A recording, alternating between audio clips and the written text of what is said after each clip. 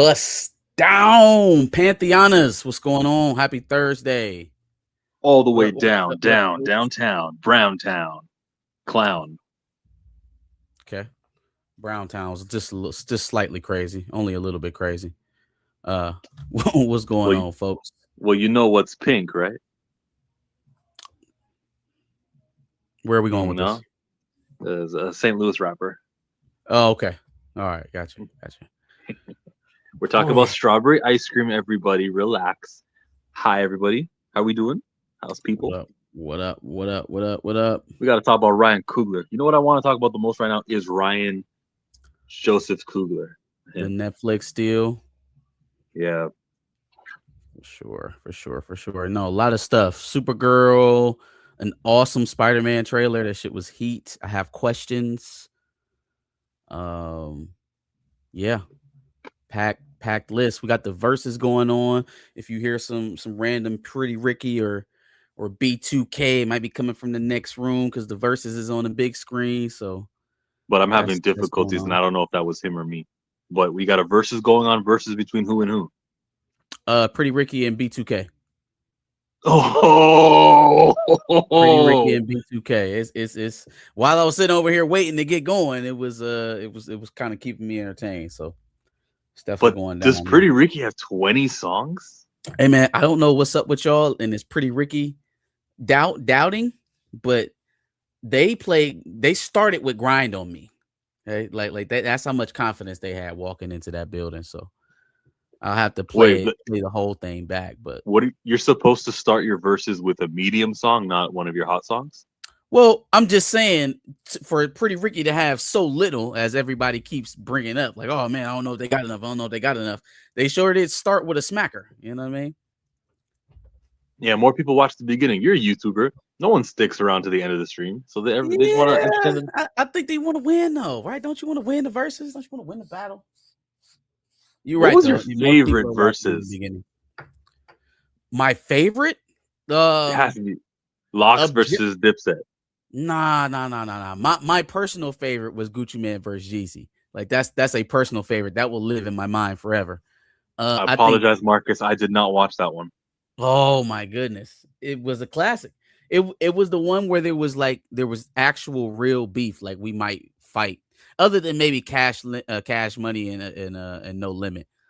But like the Gucci Man Jeezy one was like there's been blood spilt between these men, so it was legendary to see. I remember hearing about it, so yeah, good to see that. Mhm. You know who had a trash one? Nelly and Ludacris had a trash one. DMX and Snoop Dogg had a trash one because they were in the studio. But Nelly and Ludacris was just like two guys on a webcam. It was weird. Yeah, that was in the very early days of Versus when it was still conceptual. Like they was just we was just hopping on we were just I think T-Pain did a versus with somebody on a virtual side before we were allowed to come out of our homes and see human beings again. Um I don't know that'll happen, but Chris Brown and R. Kelly, Chris Brown and yeah, see, Marcus Houston, I think they'll R. Kelly, he gonna do it from jail. Neo. It'll be Neo. Neo Yeah, and Chris Chris Brown will Brown be and good. Neo. Because I Neo think songwrites too. yeah, no, he has a lot that he could play. Neo would be a hard out for sure. I think the problem they're going to have with like A-list talent for today is pay, because you basically asking them to put on a concert of their greatest hits. And right now, at least the way Swiss and Timberland are doing it, they're not offering a very big purse for that type of performance. So they'll struggle to get a Chris Brown versus Usher. Like that would be a versus for the ages. But again, you basically asking Chris Brown and Usher, who are both still in their touring primes, to put on a concert of their greatest hits for a couple $1,000. So it's not for everybody financially. It doesn't make sense for them to put their product on the line for such a cheap amount if that's what it's going for. but they could make it though. They could find the dollars with Chris Brown and Usher, and they could like I I think don't know so. sell If it. they put on an actual concert, like for sure. First of all, we was talking about this the other day. How is there not already not like a yearly versus tour? Like, all right, we're gonna do the verses virtually, and then we're gonna have a tour where we come back and have everybody who did the verses this year, and then we're gonna tour around the country. How is that not a thing already? How are we not already getting those dollars? Yeah, that'd be a good idea. Generate hype for each other. Yeah. Everything costs now. Sadly, nobody does anything simply for the culture anymore. That's a fact.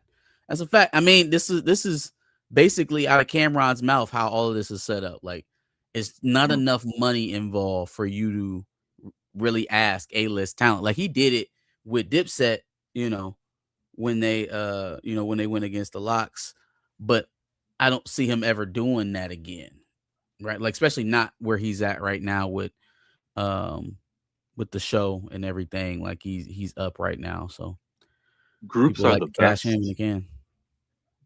Uh, I don't like singles. I think having a group of people, so maybe rock bands could get involved. Oh, Wu Tang versus G Unit, that'd be nice. I would watch that, but they got beef in their camp too. It's like, can they Mm-mm. get everybody together and be copacetic? But yeah, no, I would watch the Wu versus G Is that Unit. a fair group though to put Wu Tang against G Unit? Is there someone more formidable? So I mean, if we NWA, so G Unit includes everybody in G Unit, so we can use 50s, we can use all of their Olivia, albums. You got Banks, you got a lot of music from and Banks. we got Olivia. Uh, yeah, and we got Olivia. We got Olivia. So Ryan Coogler. So this dude Yeah. went from a deal with Disney Plus to a deal with Netflix. He went Mhm. from I'm gonna be seen by nobody to everybody. Now the only reason he was with Disney Plus had to have been because the Ironheart show was proximity media and like the superhero stuff was cool, right? Didn't Mhm. Proximity also do the 4 episode animated that nobody watched? What was it called? Eyes of Wakanda. Eyes of Wakanda. Yeah, no, ain't nobody watch that. So now you're gonna be on Netflix. And my biggest request from Ryan, if he's watching, please can you make the thumbnail on these Netflix shows, something that doesn't perpetuate negativity because everyone's on Netflix, everybody, and whether they watch your show or not, while they're skimming through the thumbnails, just have maybe a father smiling and the title of the show. I'm just saying, think about that Y- because you were a victim of what happened with Black Panther 1 where the character had his face covered on the poster because of internationally they wouldn't do well or whatever the reasons were, whatever lies they would tell you. Maybe not perpetuate any stereotypes. That's all I'm saying, Ryan. He's not Yeah, watching. yeah, he's not watching, and also I don't know about that. But what I will say is that this is another opportunity for him to really dig into his bag, right? Something outside of a franchise, something outside of a established IP. He can kind of dig his teeth into something original and then and showcase what his personal viewpoint is, right? Not necessarily playing within the confines of somebody else's work. The tropey stuff though that you're talking about, I don't that may just kind of be part of his style at this point. But that doesn't mean that we can't get a good product in spite of some of the some of that judgment.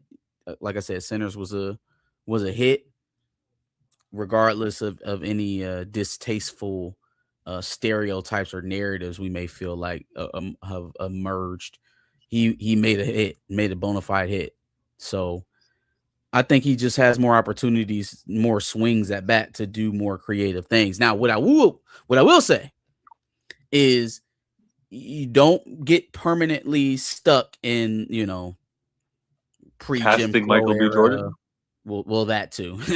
I don't think Michael B. Jordan gonna be spending too much time on Netflix, but we'll see.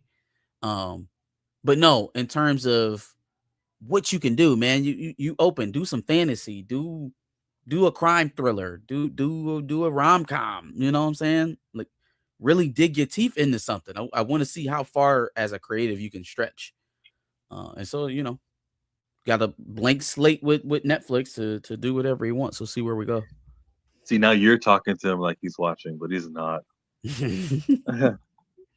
I think it'll be good. I think he's good. Even Sinners, yeah, I've got some problems with not the movie Sinners, but that there was oppression. Even though he does kill the clan members towards the end of the movie, it's that the clan members were there, and it's that there was cotton picking, that there was these things in my $90 million budget film. Like, damn, I can't even escape it for I want just vampires. Why do I have to get that? So I got my like minor issues with it. It still was solid as a movie, like very very enjoyable and transformative, and all the good things I can say about it. Yeah, I wasn't fond of him sitting around waiting to get shot by the KKK, but it is. Plus, I also detest gut shots, like instant death gut shots. The shit really pisses me off. It's like a running trope that, like, I see it was in season 5 of The Boys. That's how Billy Butcher died. It's like, oh God, he should be writhing in pain for an hour. Why is he dying so Damn, quickly? Anyways, that's how um, Billy Butcher died. I was gonna watch you weren't gonna watch it. that. But no, man. I mean, in spite of the fact that we can't get a black dad to survive, he does put on a good show. So, so I will be interested, at least to see what he's got coming up, what he does with it.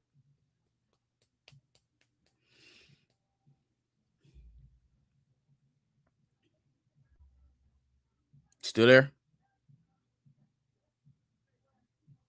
Start with Netflix and maybe more after BP3. Yeah, yeah. Even if you want to toss up BP3, you know what I'm saying? That's not gonna happen. But yeah, I would like to see him in some different avenues that's not so restrictive because uh, I keep going back to Sinners, man. We've seen what he did when he has a, a blank slate to work with, and I will say the some of the decisions that I found distasteful in Black Panther, I felt a lot less, apprehension to some of the stuff that was in Sinners that I had a second thought about. Much more sensitive to what's going on with Black Panther than anything that I could criticize about Sinners for sure. Lawrence wrote a comment saying, "Chill, here we go, erasing history." Um, I don't know what you heard me say that I was erasing history. I'm not sure. I don't even know who was talking about at that point. Yeah, I don't appreciate turning on my screens for entertainment and seeing melanated skin being the victim of oppression like all the time. That doesn't mean that I don't want the history to be taught in Oh, okay. I other see. fields, and it doesn't mean I mean make the movie sinners but ignore the history. It's not what I mean at all. I'm still saying the movie was quality. I get that it was accurate, but I'm not tired of what the movie did. I'm tired that movies consistently have that theme of oppression. That's something that I don't want to see. And so I'm just saying, like, give me a vampire movie that doesn't have that.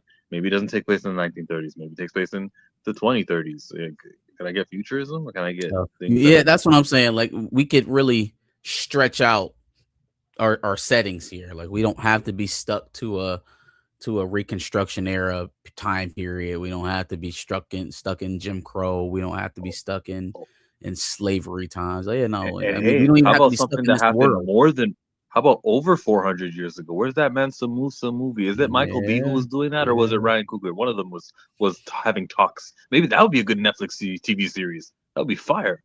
Like the possibilities are endless, and so I want to really see. I hope this tests his limits as a creator. I hope this forces him to really go to the drawing board with something original, just like he did with Sinners.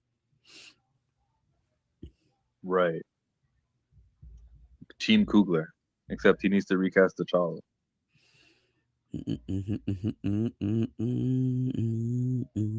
You satisfied, Lawrence? Yeah, yeah, we was late. What about it? Say, nah, listen, man. The verses was going. You know what I'm saying we had some technical difficulties. We here now. We glad you here now. Yeah, we're here now. We're here for X-Men '97. 1997. They're not calling it 98, but you know they will, right? You know when Eventually. a TV show has 3 seasons, Disney will change it because they don't want to have to give rights or whatever the stupid rule is. So it'll be X Men Mhm. '98 if this Just thing like keeps they going. did Proud Family, ending on season 4. Smoke Mm. and Mary go through adventures throughout the decades while they survive as vampires. Yeah. Throwing an overarching villain of some sort, and that could be interesting. Michael B's not coming back for that. They'd have to recast. Yeah, no, they would definitely recast, but him and Haley Steinfeld, she ain't getting up off them pregnant feet to come work for Netflix on a mini series. She didn't have the baby yet. I don't know. I don't I, keep up with it as much. I just you don't know she keep was up with your pregnant. sister Haley.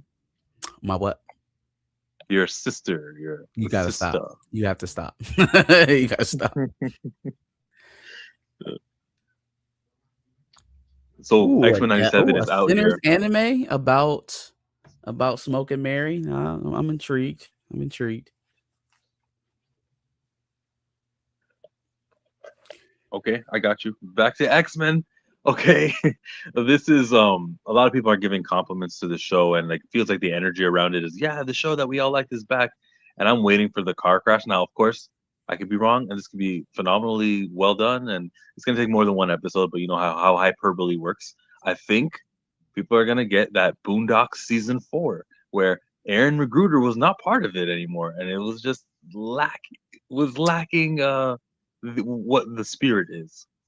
What show are we talking about? X Men '97 with the second season where they did rewrites. Shit.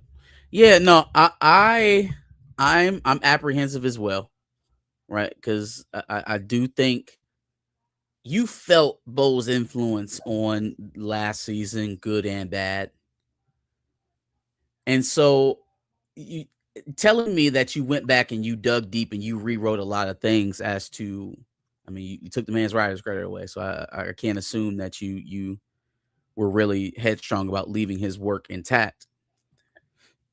It's asking me to trust Brad Winderbaum and company to do what we got out of season 1, and I just don't know.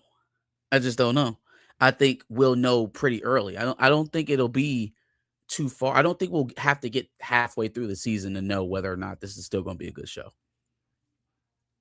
We'll know fairly early. We'll know within the first 3 episodes or so whether or not they were able to capture what we got in season 1 and carry it over to the new season, in Well, spite you can. of gutting the show.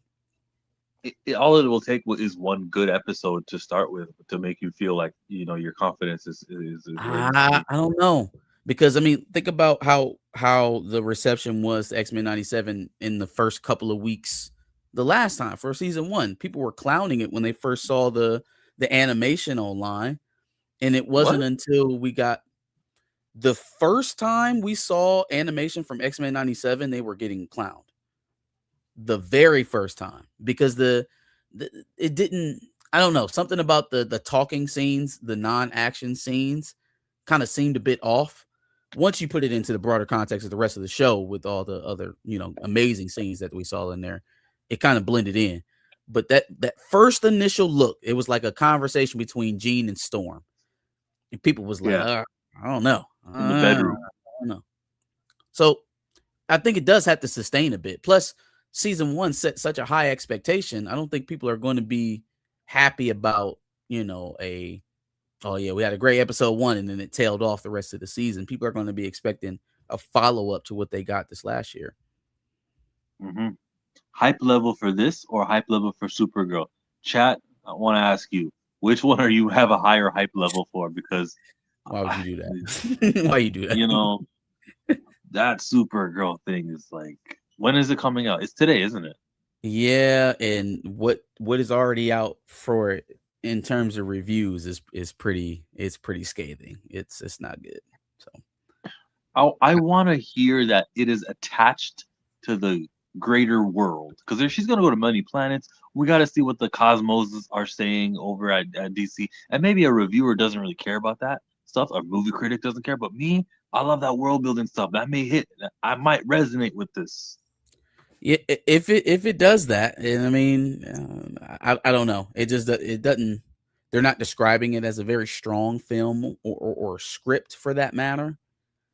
It's always good to throw James Gunnisms back in his face about having coherent scripts and whatnot before we bring projects to uh projects to fruition. But I haven't seen it, so I can't make a clear judgment. It's just maybe we'll talk a little bit about it more. There are some pretty bad reviews out right now about it. Or Mr. Alkebulan doesn't care about neither. But Iconic said he wanted it. He likes the hype for X-Men over X Men, Supergirl. yeah, Mm. yeah. No, I see that completely. I think that's pretty much where the crowd is at this moment. I mean, I see a few people trying to give it its what do that they could, but even in the positive reviews, it's not glowing, right? Like at best, you're getting satisfactory. At worst, you're getting abysmal. Yeah, it's not great. According to those critics. But who cares what the critics have to say, For right? Millie Who Allen's cares about career. Rotten Well, I Tomatoes? mean, hey, listen, man, you choose to play these characters, and not just you choose to play them, you choose how you're going to present your version of them as well, is something I could say. And so I always think it's interesting when people try to take the route to fight the current of the fan base. And it's like, I don't know what it's almost like you're trying to make your time there brief. Hmm. But you know, yeah, you gotta let people kind of learn on their own, do their own thing. Well, what is Zendaya doing right? Why do we all seem to still like her? Number one, I think she's one of the only remaining bona fide stars in Hollywood. That's number one. She has true star power. Number Why? two, she's got that it. She got that it factor. I don't know, man. She's got it. And beyond that, she I feel like she stays in a very comfortable lane of like not being so like filthy rich, that gaudy rich that people start to hate you for it, but just normal enough that you think you can sit down and have a beer with her. I think that's why people love her, right? She's right down the middle. I don't think either side politically has anything bad to say about Zendaya. I don't think there's really any demographic in America that hates Zendaya. I think I can think of one demographic. I can't. Racists. Well, sure, okay, yeah. Well, but they hate everyone. Hate is their default setting. Lauren says Zendaya been acting since she was a kid and has the media training. Yeah, yeah. She's pretty talented. She kept her mouth closed and stayed private. Basically, yeah, basically. Is that why I like Anne Hathaway also? And got she has some beef. I can't remember who it was with, but she had some. You what? That's not fair. You can't say, I don't remember why I No, don't no, like no, her. no, no. Again, I don't have archive celebrity beef, but I do remember vaguely somebody talking about Anne Hathaway having some problems with I somebody in Hollywood. refuse to accept this Anne Hathaway. This is You hearsay. don't want to take it. Objection. Okay. No, Anne Hathaway's cool. The Princess of Genovia? What? Okay. She did nothing wrong. Hilary Duff too. Next thing you know, you're gonna find out she's a Zionista. What? No. You never know. She would never. No, I don't think she would be, Okay, all but right. well, Okay. let me just say though, like they are all scared to death. Like the actors in Hollywood, they're like really scared not to be made an example of and stuff. Well, I mean, but that's new too. So like we can't take that for granted that just all of them have gotten the message. Like that's relatively new. It was just maybe 5 years ago. It was a different, completely opposite of the spectrum. Like that's where you were safe at, was underneath that umbrella. So we can't take it for granted now that the tide is starting to turn, that everybody's gotten the memo. Okay, so I'm naming Disney people: Hilary Duff, Anne Hathaway with the Princess Diaries. That was a Disney movie. Let me Mhm. think of a non-Disney, actor or actress who we really, really, really like still, who never participated in the A Mouse. child actress. Like Miranda Cosgrove, she's cool from iCarly. That's Nickelodeon. Always liked Hmm. her. Nick Cannon, like, was he ever Disney? He was Nickelodeon. There we go. See, Yeah, Gabriel Iglesias from all that, and I really love him. dope. See, we got lots of people who started young. Keenan and Kel. Is it just be Nickelodeon and we'll like you. Yeah. X-Men '97 gonna be on Disney Plus, so re up those subscriptions, everybody. Do what you have to do to watch it. That's what I'll say. What Do is what on you got Disney to do. Plus though? If you're an adult, like, yeah, I know if you got like a 5-year-old and do what you got. Yes, I guess maybe. it's also an advantage. You get Hulu with it now. It's just included. You can watch everything that's on Hulu on Disney Plus. So that I guess Yeah, that's better. actually, that would be the answer. Yeah, so there's the Hulu stuff you could probably get into. Yeah, there's probably some stuff on Hulu you want to But watch. but if but like Ryan Coogler did the right thing by going to Netflix because everybody has Netflix. So as long as that show is good, then people talking about it and everything. Like the way people talk about Love Is Blind, it just oh, it's on Netflix. Okay, cool, I'll watch it. You know what I mean? Like the shows just pop. They're on Netflix and they're This accessible. this is a ridiculous statement. This is a ridiculous statement. Zendaya just can't carry a film, unlike Florence Pugh, who did the Thunderbolts. Like, Yeah. listen. Now, I like Florence Pugh. She's a decent actor. If I was going to give Florence Pugh a movie to say that she led and carried, I'd say something like Midsummer. I for sure as hell like gonna throw out the goddamn Thunderbolts. Like, I don't know if you, Johnny Dogworth, I don't know if you actually like Florence Pugh. Because you offered up Thunderbolts as like her example of why she's a better actor than Zendaya. It's not. Ugh, wasn't the strongest one. App. Um, what were we talking about before that? Oh, Disney Plus. What is there to watch on Disney Plus? Man, it must be a long wait in between Daredevil seasons because I don't. I for the life of me, and then Bluey. I guess yeah, you're right. If you've got small kids and you want to have access to the entire Bluey library, then Disney is your place. Oh, speaking of Disney, did you see that Gracie's Corner got picked up by Disney? Oh yeah, that was supposed to be one of the things we talked about last week. That Gracie's Corner, the YouTube show, was a Houston family Yep. who do that show on YouTube, and now it'll be on Disney Plus. Disney to me, Disney is like the wrong place to put that. I prefer you having your independence, but that doesn't mean you're gonna pull everything from YouTube. That's not. I hope that's not what that means. I wouldn't expect it to last too long. Maybe there's a phasing out, or they're buying what's popular. They're buying what they're competing against, right? And that's the point. So to think that it's still going to have a life on YouTube very long, that's probably not the case. Too bad. Well, they got some fire songs. The Gracie's Corner, like the Yes, Colors sir. song. I love the one that where she goes, the colors, the colors, the colors, the colors of the world. Sorry, bro. I'm doing a terrible job at this. I should just find a clip and play it, but that's a fire song, bro. She got a lot. The Yeah. birthday song. Clap your hands, it's your birthday. Clap your hands, it's your birthday. Go whoop whoop, it's your birthday. Go whoop whoop, it's your birthday. Oh, the Phonics song? That was the first What one I heard. sound does the letter make? Tell me. Letter make. Ah ah That's a ah hit. ah ah ah ah. And Yeah, then there's no. like a flute in the background. Mhm. Gracie's Corner is the shit. Gracie's Corner is the shit. Shout out to the family, right? Like to that ended up cashing in on that.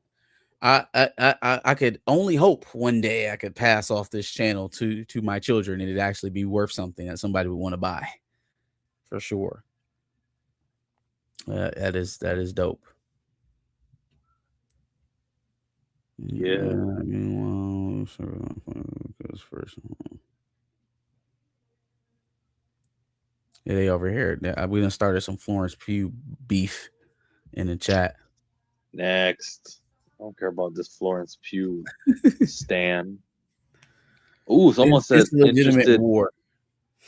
He said he said interested in the Power Rangers reboot on Disney Plus. Interested is the correct word. Yes. Mm, I will wait till I will wait till a large enough contingent of people tell me it's worthwhile watching. I don't know if that'll get me back to clicking on the Disney Plus just yet. Do you make it a kids show? Do you age it up? What do you do? I would make it a adult version of the show for all of us. Kids can just come for the pretty colors. Yeah, I mean, I think you can do both. Like you can present it as a new adaptation and still have, you know, Easter eggs and callbacks to the original cast.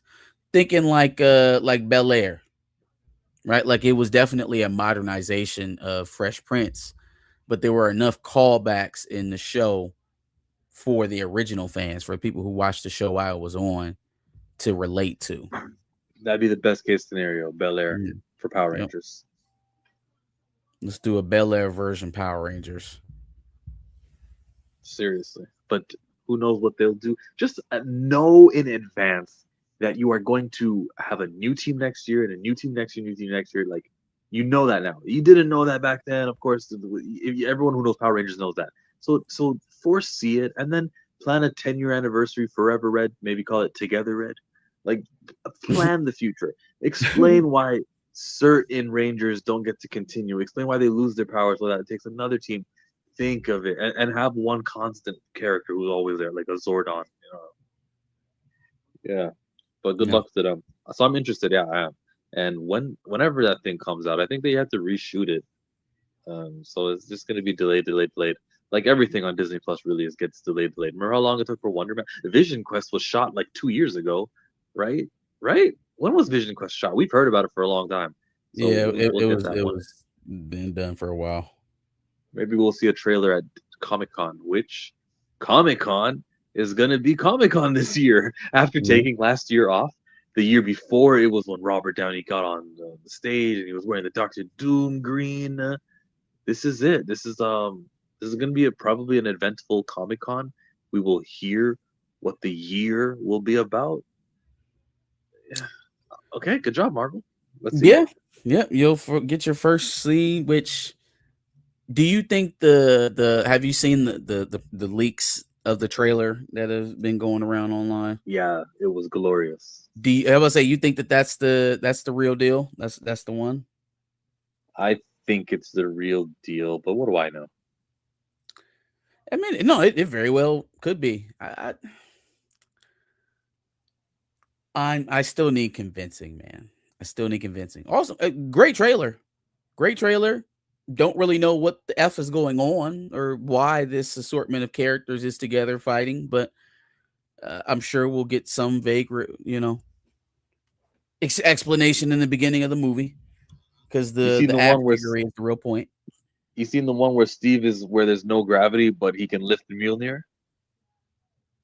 I saw it was like a brief little fight sequence. All of them were kind of fighting in a pit. It was like Shang-Chi, Nightcrawler, Cyclops, a few other people. They were all kind of like fighting something Yeah, I think like it was back to Giant back, Sentinels that Doctor Doom was in charge of. which could be. Man, this movie's about to be so good because I watched those X-Men movies from 2000 all the way onward. I watched all the MCU films.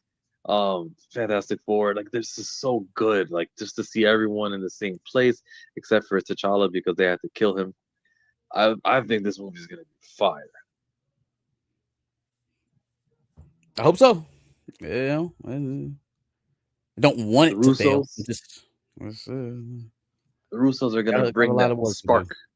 But the hype is there. Like the amount of people going crazy over these trailer leaks, which may not really be leaks. Who knows? The nerve of It could you, be intentional. the nerve of you, Jay the informant. Here we go talking about Wonder Man, and you just did you just say that that Bel Air was trash? It's like y'all Uh-oh. telling yourself sometimes. It's like Bel-Air was trash, but Wonder Man. Now that there is some shit to be proud of right there, boy. That's Simon Williams. Simon. Hello, Simon. We got a super chat though. Let's get the super chat up. I don't want to ignore that. Super. Super duper.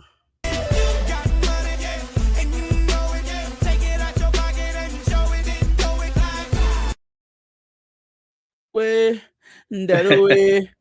Davis movie. He did his coming out soon. David's movie he did is coming out soon. David. Who's our friend David? David. David's movie. He did his coming out soon. We appreciate the $2. Trying to understand. You Vincent can Noir write in text, 536. yeah, we don't get the super chat, but just explain it in a chat, and we'll read exactly what you mean by David's movie. What you meant. Who's is Yeah. there someone we know named David who makes movies? David's movie he did is coming out. Maybe he's one of Darius' people. Maybe. Appreciate the $2 though, fella. Yes, thank you. Anyways, They killed T'Challa. What? What? Put the bottle down, Mike. put the bottle down. I was talking to Mike about wrestling in the DMs a few. No, actually, we were talking about something else. We're talking about comic books and stuff.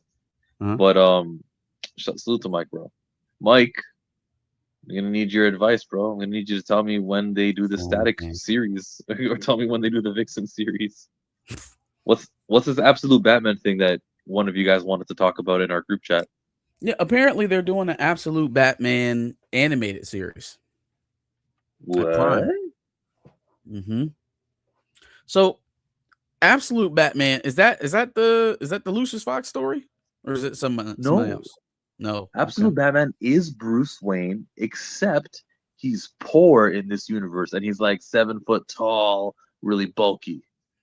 Yeah, it's the Interesting. absolute universe. Okay. I'm slightly intrigued. The post I saw did say that it was going to be an all new, all different take on Batman. And it's going to be something that was like a kind of a buzzword to me. So I was thinking Lucius Fox. I'm a little bit more intrigued now. Okay, 7 foot tall Batman who's not just beating up on poor people. He's one of the poorest himself. Yeah, Interesting. they're already like at 24 issues now. Cool. So a popular comic book series going to be turned into an animated series. I have to tell you though, I'm kind of upset. Damn, we don't I want more want Batman. no, I Damn. want more canon. I want so what Creature Commandos was, even though I didn't watch it, it was canon. I I want more things. It's just like I don't want Absolute Batman. I'm not gonna watch something like that. I don't watch Friendly Neighborhood Spider-Man, even though everyone says it's good. I just don't want to enter a new world of a new canon and just like fall attached to these characters we'll never see again. Maybe if you're Gotcha. lucky, in the Miles Morales movie, you might see Friendly Neighborhood Spider-Man maybe for a quick cameo, just like Donald Glover was in there. Like maybe that's what you get Yeah. for as a reward for watching Friendly Neighborhood Spider-Man. But I don't know. It's gonna take a lot for me to get into another superhero like a DC or a Marvel universe that just isn't the main one. There's So that's Vincent not what I Moore's want. explanation. I meant the original Green Ranger. His movie he was making is coming out this year. I saw it pop up on the Adam app. Oh, okay, got you for sure. Okay, Jason David Frank, the original Green Ranger, his movie Mhm. he's making is coming out. Shut up. He was making. He passed, right? Yeah, he but Yeah. by suicide like about Yeah. 3 years ago. I remember the moment it happened too. I was watching Mike stream, and yeah, it was shocking though, and it irks me. I hate suicide. Like with all due respect to everyone going through it, don't kill yourself, please. Like value your life. It's so. I hate knowing that people die because they chose to do it. Oh my, like I say that lovingly, everyone, but fuck, that's frustrating. But yeah, salute to Jason David Frank's work. Sure. Yeah, I think I want to see it just because I already liked the guy, and then when somebody dies, the album sales are always there. Like this was his last effort, so it makes you kind of Mhm. want to give it a look.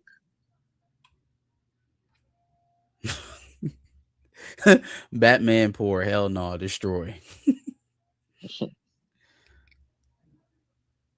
Oh, there was another. Yeah, it was another movie. DC's animated stuff is they putting in a little bit of work. Putting in a little bit of work. But they were always beating Marvel in the like animated movies and television shows and stuff like that. So I see Batman Nightfall trailer. I actually did see that. It was pretty good. It's called The Legend of the White Dragon. That's What's that? the Jason David Frank's movie, The Oh, the Legend of the movie. White Dragon. Gotcha. That sounds like a David Duke movie. Legend of the White Dragon. Mm. Starring Colby Covington.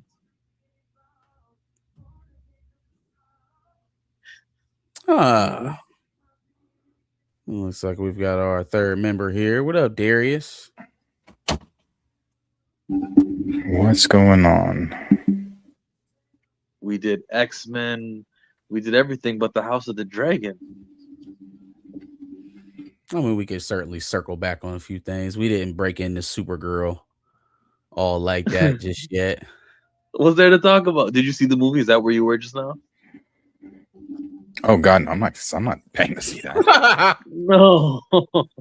Why not? Guardians 4, right? Absolutely. Yeah, don't do not. James Gunn like that.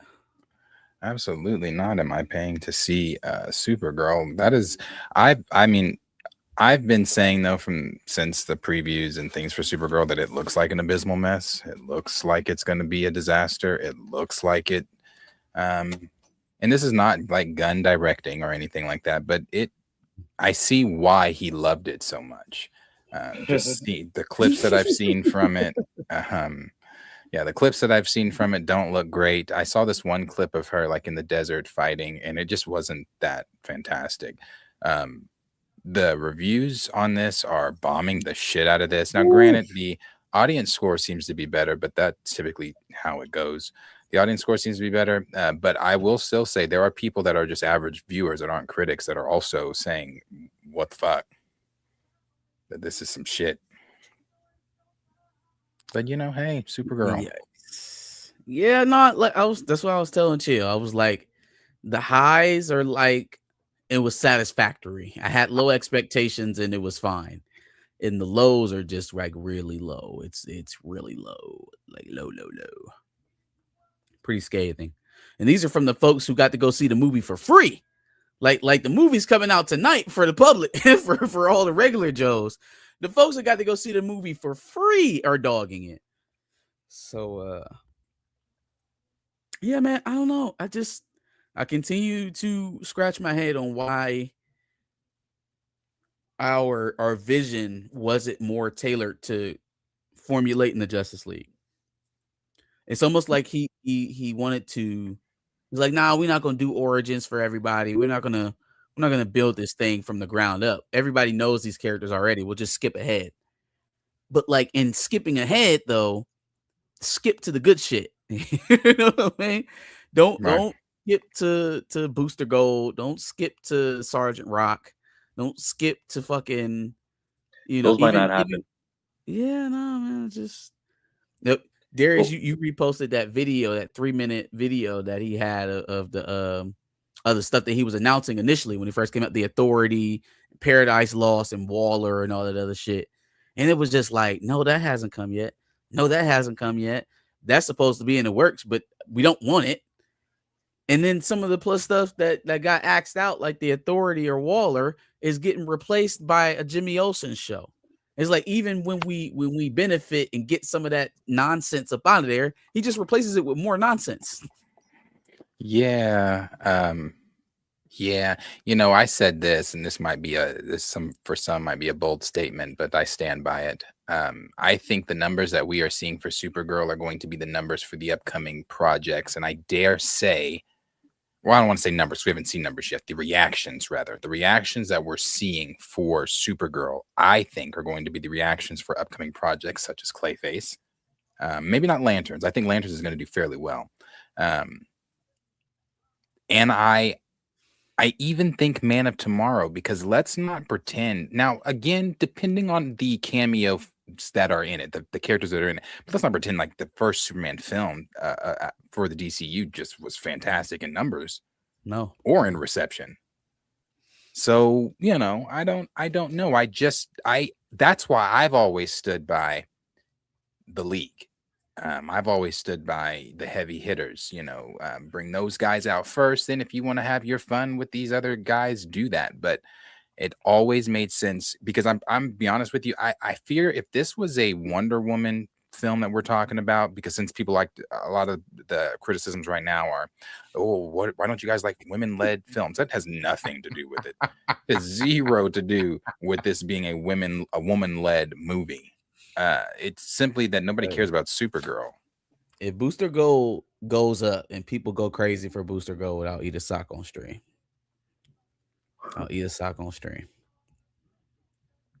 Like conceptually, it doesn't even really sound like anything. And then who they're talking about casting lets me know that it's going to be another jokey laugh fest. It's like, who other than, I guess, Kyle Chandler and Aaron Pierre is actually going to be serious in this entire universe? Like, is anybody going to be devoid of a joke in a Beastie Boys cutscene, or what? We just running that back for everybody.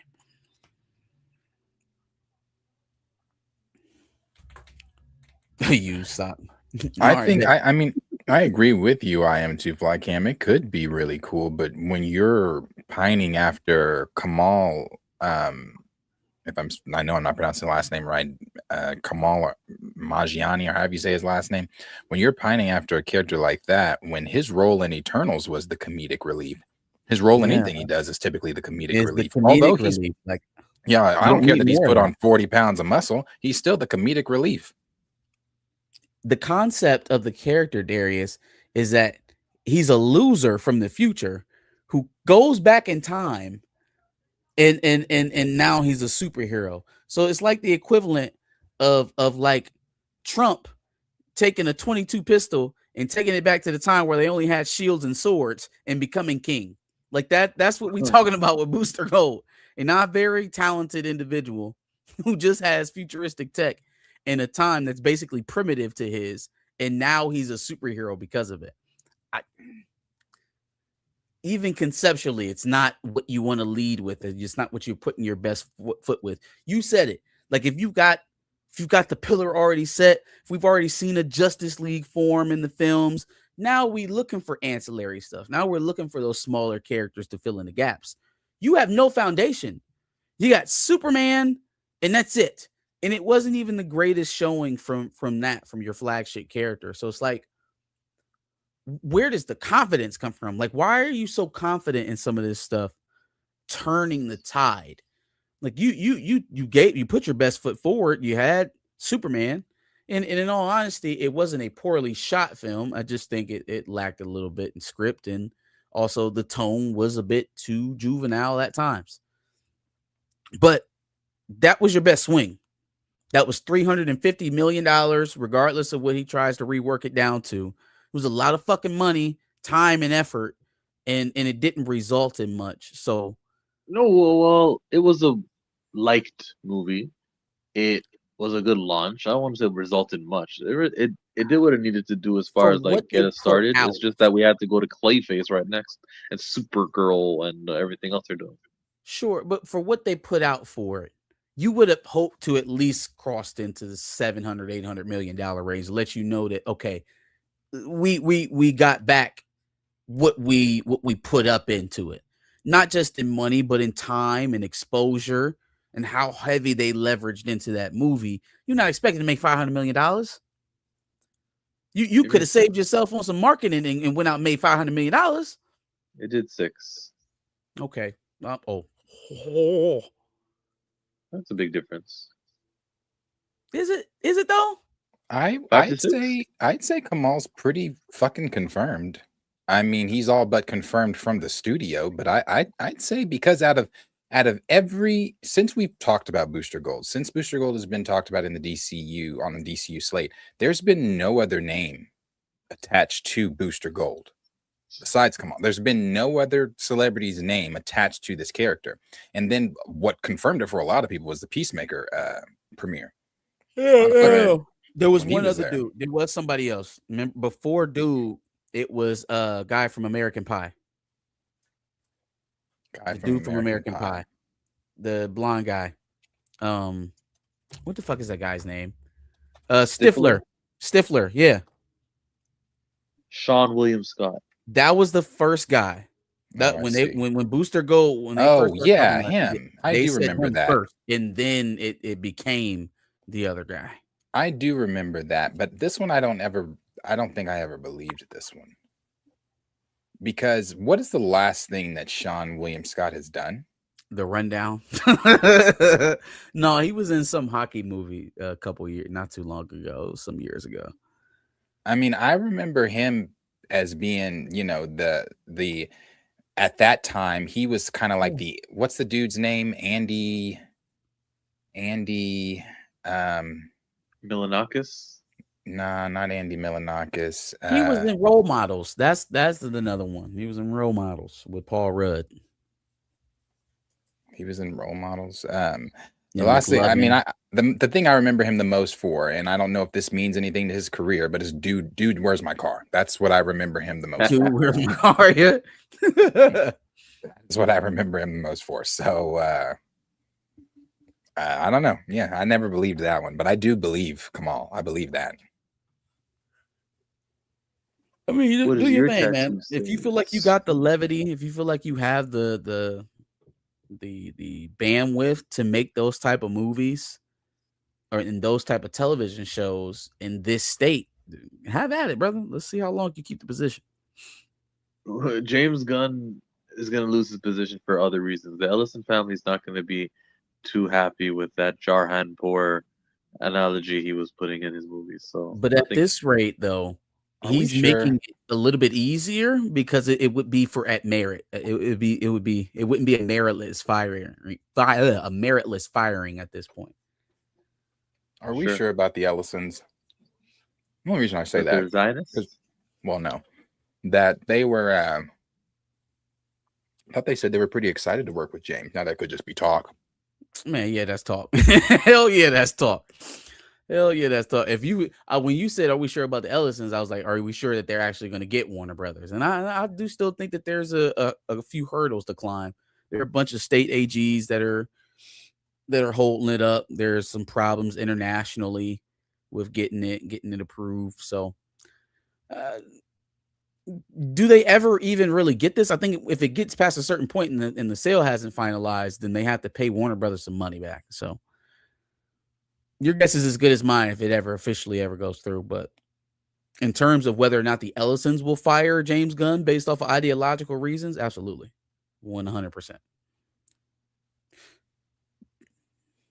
Too bad for James because I really like Superman and Peacemaker. They will boo his ass, and as long as he don't got something big to show for it, like, hey, y'all better not fire me, then it will be very easy. It will be very easy. Since we're talking about DC, question for the both of you. It doesn't have to be a long discussion. I just have a question.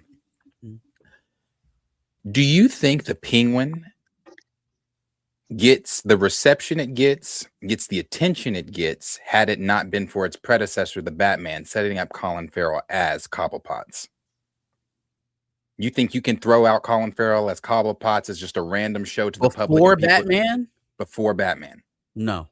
Okay. No. I wanted to make sure I wasn't crazy. You know, I get into a daily DC debate on my live stream with my viewers because they just love James Gunn and what he's doing.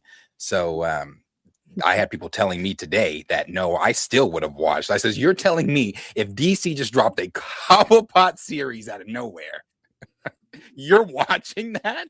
You're lying. Like, you're lying. Yeah, you can't discredit the boost that being attached to something that you've already watched, like helped it. Just like movies have sequels. Toy Story 5 is doing great because of Toy Story 1, 2, 3, 4. You can't ignore the predecessor. Right. Yeah. Yeah, no, it probably would have died on the vine without the Batman movie. There were so many references to that movie.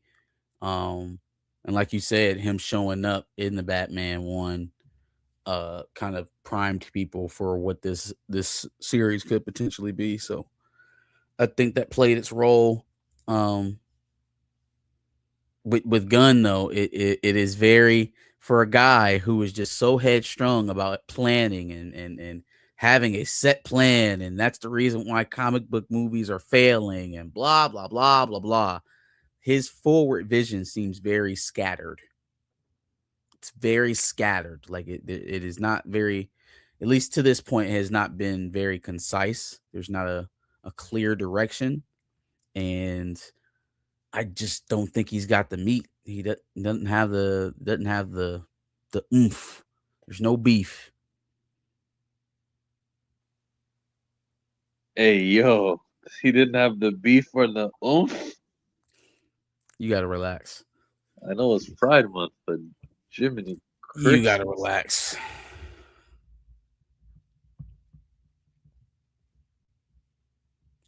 James Gunn was not Next, involved in the Penguin. are we, yeah, he wasn't. Are we done with Supergirl? Well, so was the audience. Ha ha ha.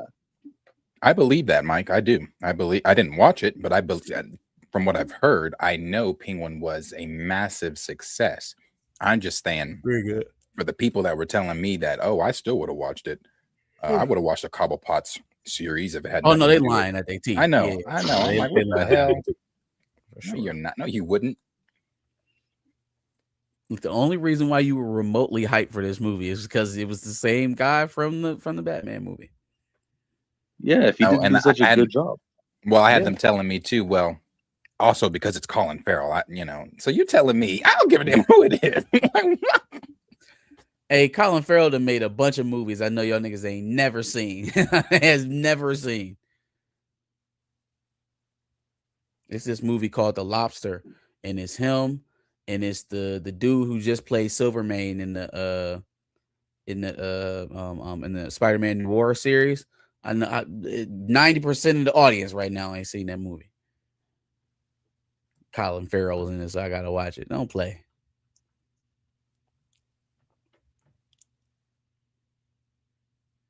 Where we at? What did you think about Ryan Coogler's deal, Darius? I just thought that he can't really miss right now. He seems to be getting a lot of good money flowing his way. Yeah. Yeah. A lot of good money flowing his way. First look deal, no more IPs, original content. Now his TV shows, I will say his TV shows haven't been as strong as his films. But still, You just wait for X-Files. that would be the one to prove me wrong. It surely wasn't Ironheart. No, it was not Ironheart. So it was not Ironheart. Or Eyes of Wakanda. Wakanda forever. I was just thinking the other day, random thought. I used to love Wakanda Forever. You put your hands in an X, it's the whole thing. And then when they named that second movie Wakanda Forever, I get the ick when I think of the When you term do the thing. Wakanda Forever. Yeah. Yeah, well, they did do that. They did, make Wakanda forever a call for T'Challa's funeral. So Yeah. We gotta change that. They gotta do something about that. Like recast T'Challa. that would be a King. pretty good idea. I wonder I how would nobody. recast him. Yeah. Yeah, Yeah, nobody's really all said three that of yet. us. Darius, crazy. would you recast T'Challa if you had a say? If I had a say in what, Wakanda Forever? You see, he had another tab open this whole time. He was No, I was reading the comments. reading the comment. I was just saying, like, if you could recast T'Challa, would you do it? Just wondering if you wavered on that position or not. Oh, yeah, I probably wouldn't now. I've had 4 years to mow it over and think about Tucson? just how having that that black representation just would be such an ick. Uh, So yeah, no, I've shifted a little. yeah, White Tiger needs to have a little bit more screen time, right? Yeah. Put Bucky in the suit. That'd be a great idea. Nate Moore, are you listening? Nate, Nathaniel, get off of your Survivor binge and come watch the Pantheon. Nate, that's another guy who's kind of been quiet. I'm expecting to hear what he does next soon, because when did he depart from Marvel? It's been so long, right? Like, what do you got cooking? Feels Come like on, it's Nate. been at least a year now since we got that news. Yeah, it's been a year, so at least announce what your next thing is. Like, or at least let me know what genre it is. Is it going to be TV? Is it going to be a movie? Is it going to be science fiction? Will it be drama? You like romance? You want to do comedy, Nate? Like, and I don't hate Nate Moore's next project because simply it was Nate Moore. Like, if he can provide something, I'll give it a fair chance. But like, what does the guy who produced Black Panther? What does that like status allow for him to create? You know, like he's probably going to get a decent budget from whichever studio he's collaborating with. So Isn't his want to see next what's going on, Nate? project Black Panther 3 that we know Yeah, but of? isn't that like 3 years away? So he's going to do something in between. No, Maybe. got to get paid. Guess he does. You could also just stay home and we'll give you the credit. We'll give you the credit for the work. Just stay home. It's cool, bro. We don't need you, bro. Just stay home. Does Nate Moore have social media like an Instagram or anything? What is he? They all do. Well, one where he actually is like represents himself, like No. as himself. No. Nah, but he's got the Kevin Durant accounts. Oh, he definitely got some burners. They all now that part, yes, they do all have those for sure.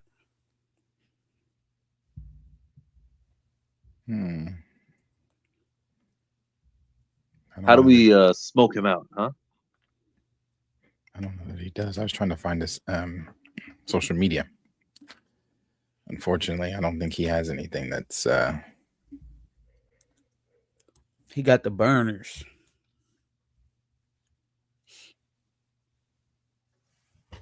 Ow. Well darn. So I was just curious to what he was up to. Yeah, right. You know, if he was posting some family stuff, maybe he's chilling. Maybe he's writing a memoir.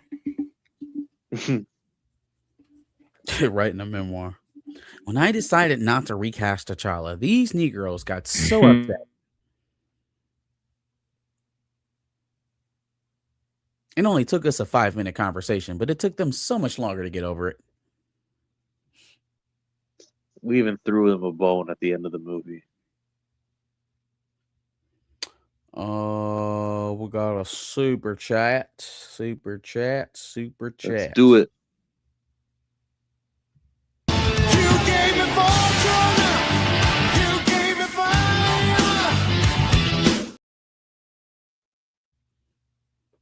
Burning out. Oh, Vaseline based. Hey yo. No reviews of Avatar season 2? ? Is it cheeks? Aang grown as fuck. Aang is grown as shit. I only seen episode 1. He's tall. His voice is deeper. It's crazy how long they must have taken before starting this season, because there's just no way. There's how did you not have season 2 planned out? Like, didn't you know that this live action actor would get older? How could you guys take 2 years in between seasons? Like, bro, puberty hit this kid over the head. He's taller than everybody. He's taller than Katara. He's taller than basically maybe an inch or so over Suki, the Kyoshi warrior.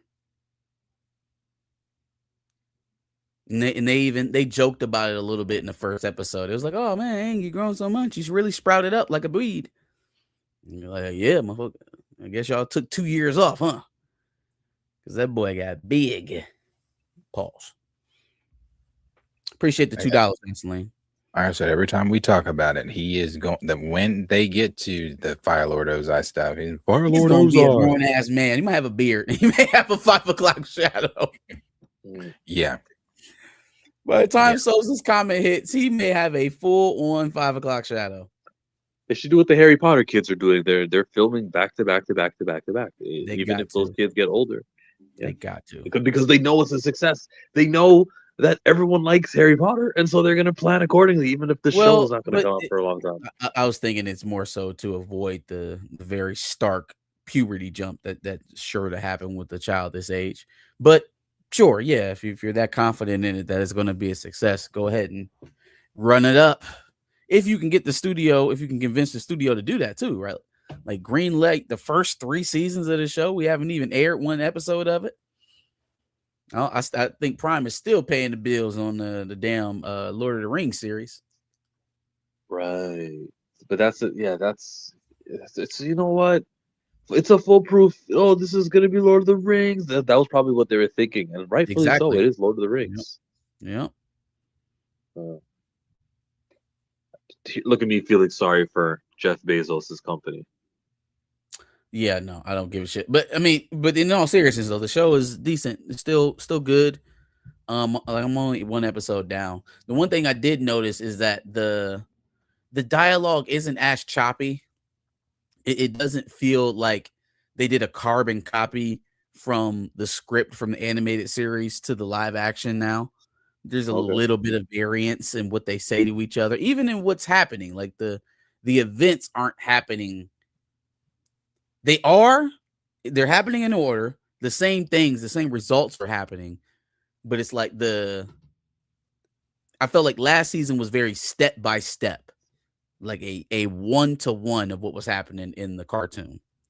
This season, at least in this first episode, there's the slightest bit of variance. It's just like a little bit of modernization to it, like of how this would actually go if these were living, breathing people and not just 2D animations. Well, that's why I'm watching the live actions to get that different take. And Darius, do I remember correctly? You hated this adaptation thing, right? Yeah, I did not like season one. Ugh. I Well, didn't even give finish it. season two, give it a chance, man. Maybe they'll do the library, they'll do the sandbenders, maybe they'll do Boss Say. Oh, they're definitely doing Bossing Say this season. That's a big They're part of doing it. they're doing the library. The owl was in the trailer. Mm, Zula has May Lee and what's the other one? The one that can take Maylee your and bending Ty. away. Yep. She got them.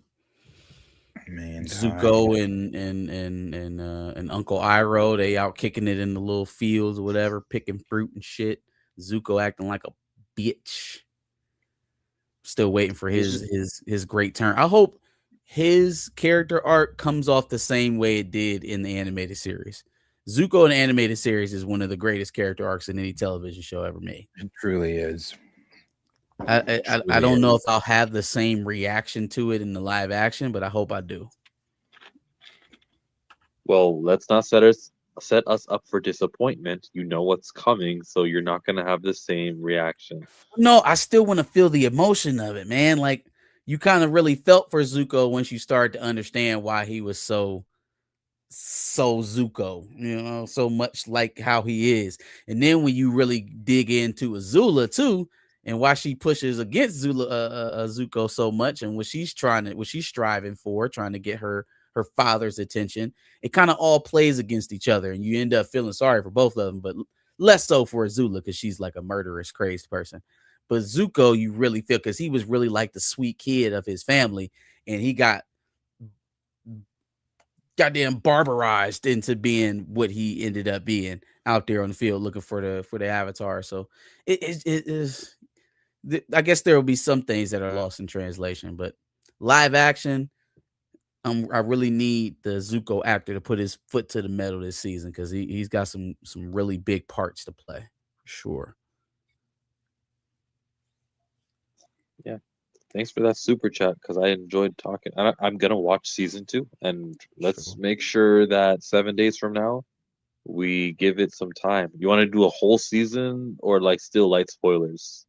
I should be done with this by next week. I guess I could be done with it. Yeah. So And light spoil. honestly, who cares about spoilers? It's just an animated show Yeah, I'm recreated, about to so say we can if spoil you it. know the show, then you know you know what's happening.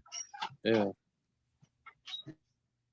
Ooh, speaking of spoilers, let's talk about an episode that I've watched now 4 times since it aired on Sunday evening. 4 times? 4 times I've watched this episode since it aired. Fam, the Battle of the Gullet was dog. What an episode. Where was this shit at? All season 2. All goddamn season 2. You didn't even have to have that stain on your reputation.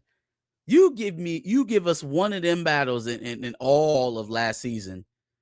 Well, they had Rook's Rest, but that was in the beginning of the season. That was like first episode. It was literally the first episode of the season. So, yeah, no. What an episode. Way to start off the season. Yeah. I was a little underwhelmed. Still loved it. What? Yeah. What? I still loved it. I still thought it was great. But in terms of when I go back and I just think overall for this universe and battles, I was really wanting that Battle of the Bastards type feel. No, but Battle of the Bastards is the best Game of Thrones episode ever made. It didn't Yeah. need it to be that. Didn't need But to be the the way greatest episode ever. they were hyping the Battle of the Gullet up, and the way that the Battle of the Gullet takes place in like the books and everything, I was just like, oh, this is about to be some. It was, but I was just like, oh, well, they also changed stuff, and I was like, oh, I don't like that. But overall, good episode, great episode. Man, I was blown away. I was blown away because of number one, the strategic planning that wasn't even really planning. It just kind of all fell into place. So Allison is on her way back to King's Landing from Dragonstone. She's getting ready to open up the gates to let Rhaenyra and her armies and her dragons take King's Landing and kill her son Aegon. Oh, but wait, as you walking your happy ass up the stairs, they telling you the king want to talk to you in the king's room or in the crown room, and it's not Aegon, it's fucking Aemon. And you like, hold on, pimp. you was supposed to be on your way to Harrenhal with Kristen Cole in them. Why are you still here? You ain't supposed to be here. Vhagar's supposed to be gone. She's literally shitting herself. Like she's in the hall shitting herself because she know Rhaenyra could be pulling up at any fucking minute and Vhagar's still there. And she promised her that Vhagar was going to be up out of there and that she could just eat Aegon and take his head. Right? That was number one, because without even knowing, Aemon sets up his defenses perfectly to counter anything that Rhaenyra is doing. Rhaenyra was going to send the Sea Snake and his armada up all the way to King's Landing and surround the ports so that they couldn't get any reinforcements in. But oh wait, the Triarchy's on your ass. You thought it was going to be the Lannisters or the Greyjoys and you was going to blow right through them. No. Triarchy's on your ass. Now they slowing down your sea support. And you can't hit King's Landing because Vhagar's still there. The biggest dragon's still in place. So like mistakenly, without him not following through on the plans that he had already had set because of Aegon running away, ends up putting them in perfect position to defend against Rhaenyra. And so that's why the Battle of the Gullet was very important, because it was a turning of the tide, right? You would have thought it would just been a dominant battle for Rhaenyra, but they both sides lost so many in the way of ship power in this one battle because of fucking sheep stealer, goddamn unruly ass dragon just burning up everybody. And on top of that, you lost your other son. You lost Jacaerys, which I, for one, say good fucking riddance. We don't need no more hard-headed ass fucking kids doing what the hell they want to do, jeopardizing everything. But that's just me. Yeah, no, I agreed. That was a change I did not like that they made. I see, although I really did like this episode, I think it is among some of the best things in the Game of Thrones universe. I am seeing just from episode 1 why George walked away from this season, just straying so far away from the source material. sheep stealer's role that they made him have in this. Why? Why?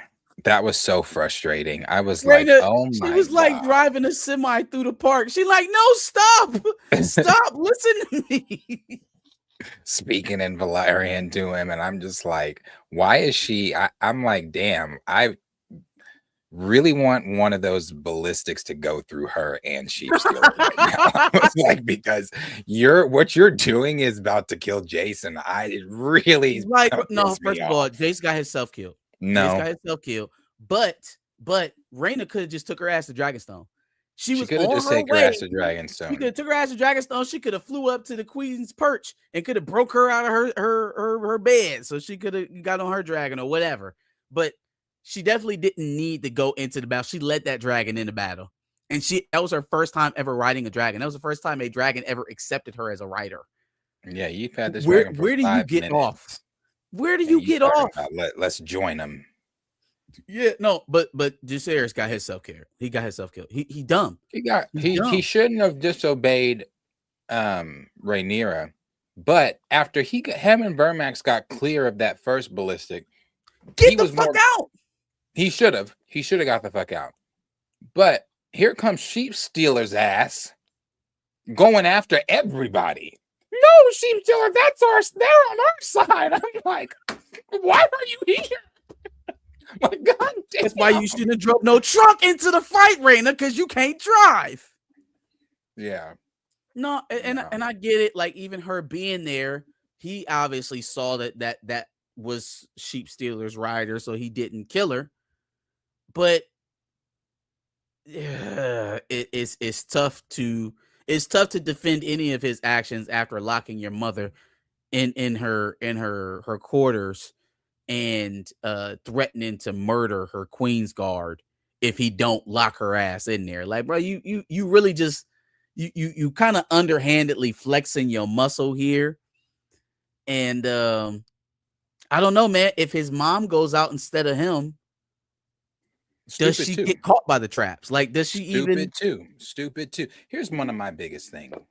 None of you motherfuckers dragons outside of Vagar have seen a lick of battle. Not a sniff, not a snare, not a shit. Cyrax has never seen battle like that. You take Cyrax in the middle of that shit like that with all those ballistics flying and man, I don't care how good you and I don't care how bonded you and Cyrax are. I trust Cyrax a little bit more because I trust their rider. I trust Cyrax's rider more than I trust Vermax's rider. But Rhaenyra also has never seen a lick of battle. She's never had to dodge. Now, granted, Daenerys had never seen a lick of battle either. Sure should have. She had never seen a lick of battle either. Neither had her dragons. So, but that bitch had 3 with her at one time. She did have 3 dragons.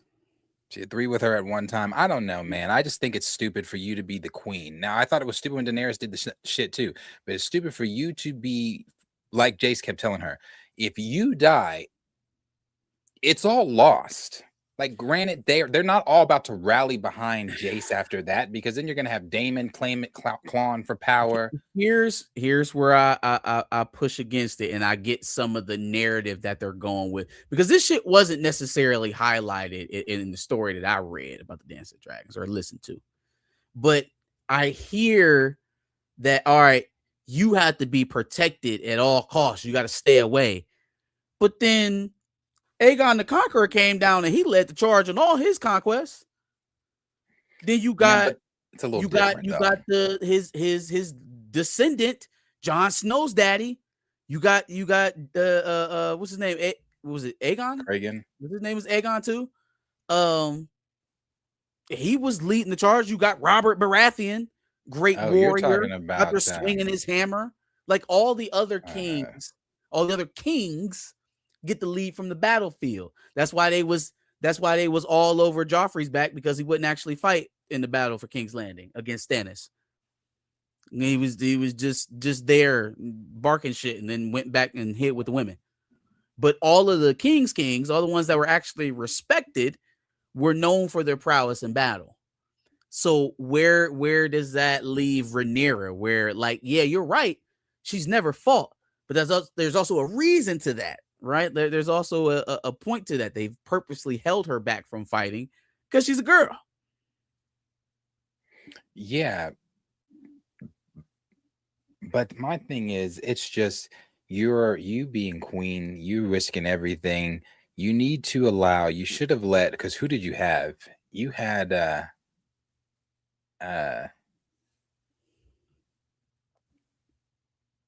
you actually she should have she who was there? Who was there with the dragon outside of Jason Bela? Was it just her at Dragonstone at that moment? Because you Yeah, got at that Aemond moment, in because the they sent the Riverlands. other 3 riders to go jump Vhagar, that's the biggest miss for me, is that you sent the 3 rookies to go jump the biggest dragon on the planet. Like, that's where I want you at. You go help them jump Vhagar. But see, You over also you got Vermithor being the second biggest going at her. that's is that the gold one? Yeah, The Hughes, gold the dragon? hammers. Yeah, Hugh Hammers. Yeah, okay. Yep. Yeah. I mean, like I said, I like the episode. There were things changed about the battle that I didn't care for, but overall it was good. My biggest thing that I really hate that they changed was where Aegon the Younger was. I I think Aegon the Younger story after all of this is one of the most fascinating of the Aegons. Although he's like super depressed and all that all the time, it's a great the it's a great, like most of the Game of Thrones stories, all great. It's a great story, and they really just X. They said Aegon the Younger, yeah, no X. He was leading a rebellion to overthrow the Mad King so that he could sit the throne. I don't what do you mean he wasn't king? He was fighting to become king. You think he just decided to put himself on the throne after the Mad King got stabbed in the back? It was Robert's rebellion. Yeah, no, I mean they usually change things. And like you said, George is not involved in this season. What? So I mean, according to him, he keeps saying that he was sending homeboy texts and trying to call him and shit, and he's been getting ignored. So Yeah, George said he walked away because it was too. They started straying too far from the books and changing things. Like I mean, one of the biggest things is this shit with Sheep Stealer and Raina, and their explanation for it was, well, we felt having somebody a part of the family get Yo, Sheep Stealer would have been better. What? Better than Nettles? No. which one are you reading so now? Go ahead, dear Jill. well, he was subtweeting about a few months ago when George R. R. Martin said something about how they'll always tell you that the books are the books and this has got to be different. We got to make it better. Remember that one tweet he had, or that one quote that I saw on the tweet? Mm-hmm. Yeah, that You know one. what So you're that talking must have about. been in relation to his feelings towards them changing it for House of Dragon 3. Probably. And I mean, I agree with him on, I mean, why are you changing my already perfect story? Right. Like, it's already compelling. It's already, like I said, perfect. Like, I don't know why you're changing it. So, yeah. But we'll see where the rest of the season goes. I mean, I expect the rest of the season to be just as good. This is silly. This is silly. We arguing semantics. He led a rebellion not to elect someone else to sit the throne. It wouldn't have been Robert's rebellion if that was the case. Now listen to Jay. Jay's got it right. You better Doesn't make have any your sense. P's and Q's, Marcus, when He you was a bring your fighting Game of Thrones. king. Most kings fight for their throne. Now you have the Targaryen line that had an unbroken succession, so there was no fighting. So yeah, Viserys didn't need to go out there and earn his kingdom. Nah, if Jay's the informant, Marcus is the uninformed. You right, bro. You got it, bro. Hmm. Hmm. Fighting ruler, like what else? I don't even know. I don't know. Daenerys. It's another one. Fighting rulers. It's a very common theme. She was made not to fight. That was the point of the thing. Was the fact that others are made to be seen as brave and valiant when they fight from their leadership positions, as opposed to it's almost expected for them to do so, as opposed for Rhaenyra, who's always been told that she can't fight. I guess we're getting ready to see what she can do because I have a hard time believing anybody's going to be stopping her from doing anything from now on. Even if even though Robert has blood connections to the Targaryen, that's not what put him on the throne. Who's that?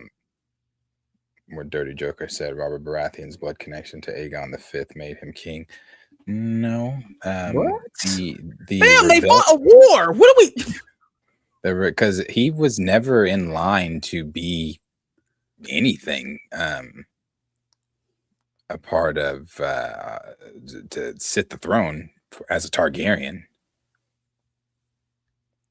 So wait. Also, maybe there's a disconnect here. Are we talking in the books or are we talking in the television show?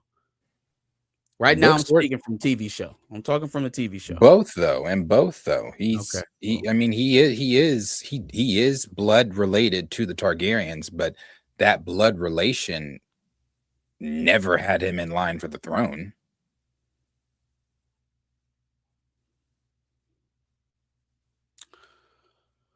Yeah. Did you see the preview for the episodes this season? Yeah, they kind of giving away a little bit of the sauce with some of the previews, but yeah, it looks great. That 2-minute episode deal they did, but you know what's really tough? That last trailer, that one that everybody keeps mimicking on TikTok, where she says, "Bring Aegon the Usurper to me." I'm like, man. Yeah. That's some tough dialogue with that score behind that. Woo, that's tough. But this is, and I hear this, right? But it's almost farcical to think that it would be anybody other than Robert. Like we gotta.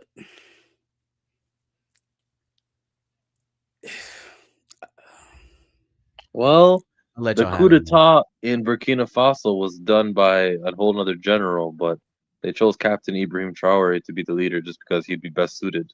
So there is a real life historical precedence of just because you led the coup doesn't mean you're the guy who gets to become ruler. Yeah, we're talking about a world that has dragons in it. So it's not we talking about that type of world. And again, not only was he the guy who led the rebellion, but he's the guy who slayed Rhaegar. That's his name, not Aegon. Rhaegar Targaryen. It was one or the other. It was all of the pieces in place for Robert to become king. I don't think that those questions started at the council meeting after the war was won. Like, come on, man, we've watched Game of Thrones. They were positioning Robert to become king well before they ever sacked King's Landing. Like, we gotta come on, grow up. Y'all have seen this show before. Hey, I love that last episode of Game of Thrones when they were talking about what are we gonna do, and one of them suggested democracy, and they all laughed at it. That was the best part of that episode. Democracy.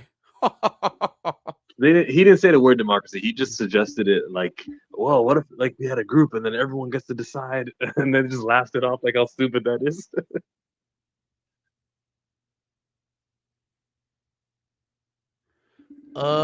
Yeah, all of that does play a role though, from what I'm reading.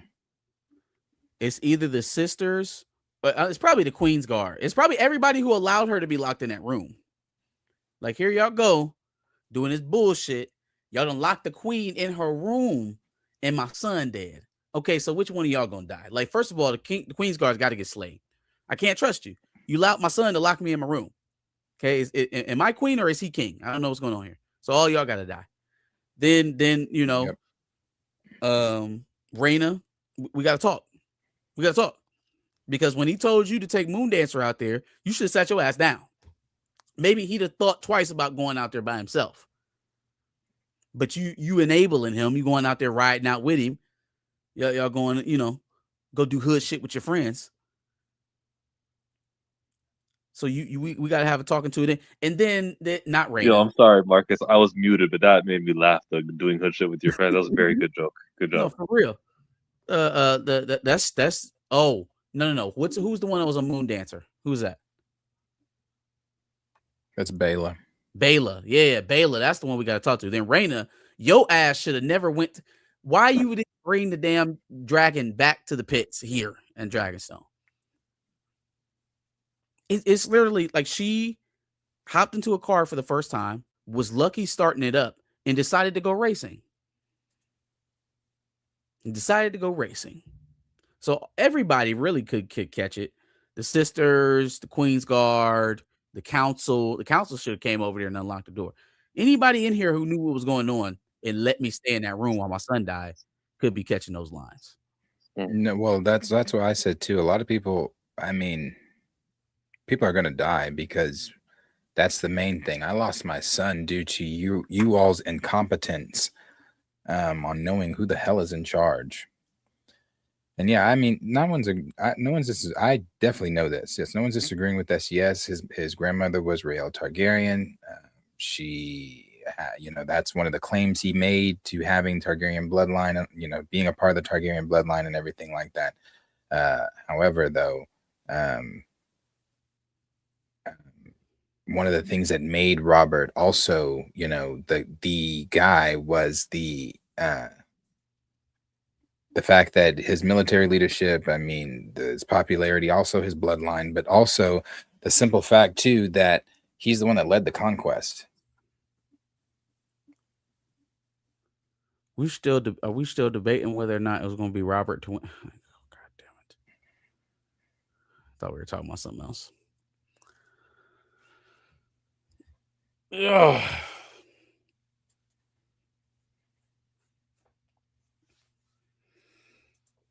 Yeah.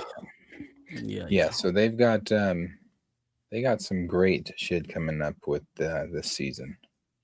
Some good stuff, and they're already starting season 4. They're about to start season 4. What's her name? Emma Darcy said that plays Rhaenyra. This is season where 4 will be where it ends. This is where her mean streak kicks in. This is where you'll see some of that battle readiness. If you wanted to see her in action, it's about to come now for sure. Yeah, it's about to come, but it's about to come at a high price. It's going to come at a high price for everyone. That is the point of this story, is that this conflict should have never happened. And if they'd have done what they were supposed to do in the first place and just left everything alone. Hell, if his daddy, well, yeah, no, him marrying Allison was dumb as fuck. That was probably the start of all of this. That was the start of all of this, was him marrying his daughter's best friend. Because marrying Allison. It started this endless kind of climb for power from the high towers with Otto there. And then it forced Rhaenyra to constantly have to defend her position. And then when her and Daemon got in cahoots, it forced Daemon to defend her position. Now we got factions of people. Now the cousins in the family don't like each other. All of the Greens versus all the Blacks. Like, you literally split your family up by sticking a high tower in the middle of it. It just don't make no sense. It don't make no sense. Viserys, you fucked up. Indeed you did. Indeed you did. Had Rhaenys been queen, maybe none of this would have even ever happened. Yeah, I mean, Yeah, but I feel like they would have fought the same way they fought. It would have been different circumstances, but they would have fought to get her ass out of there the same way they trying to get Rhaenyra the fuck up out of there. I do think though Rhaenys would have been a much stronger and probably a more well respected queen. The reason I think it hurts Rhaenyra so much is because Rhaenys would have ascended the throne immediately because Grandsire was on his way out. He was done. That's why he held that meeting. Like, okay, let's da da da da da. If she would have ascended the throne immediately at her age, Rhaenyra was however age she was when she was crowned or named heir. So that gave people enough time to bitch and moan about, oh no. I don't think it would have mattered. I think the point that they were trying to prove to us by showing that she was the first queen to be and how she was passed up was kind of setting the stage. Like they would have found a way to contest her rule. Even with Rhaenyra, like there was no confusion on whether or not it was going to be Rhaenyra until the night the man died. They had to wait until he was no longer around But the confusion also came in from Alicent's which wouldn't have been possible without him dying. They had to wait until he was no longer around to set things right. So as long as that's the case, as long as we can just simply wait until the man dies and say that he said something to me in the wee hours of his life, then we could do that at any point. But that wasn't Alicent's intention at first. She was purely acceptant of Rhaenyra being taking the throne, being queen, and all that kind of stuff. Let's mend our families, bring everybody back together. It wasn't until Viserys was dying, croaking, and deciding to, thinking that was Rhaenyra, and said what he said. Alicent, of course, thinking, oh, our son, not the conqueror. Yeah, I mean, well, sure. I still say that wouldn't have been possible if Viserys is not on his deathbed.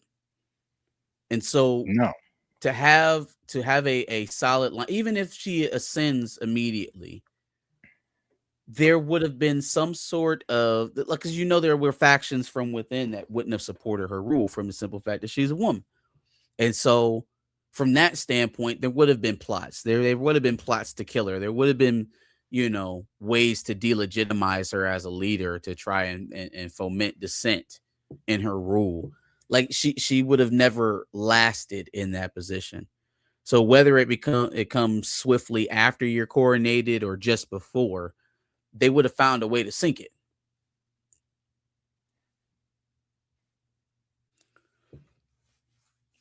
Like she was as strong a leader as Rhaenyra is. Rhaenyra is not a bad leader. She's actually been pretty practical through most of this, and it's her pragmatism that ends up leading her to getting edged out a lot of times. Yeah, no, I'm not gonna do this. I'm not gonna do that. Yes, it's her weak. It's I get being, my father ushered in however many years of peace, and I get all that kind of stuff.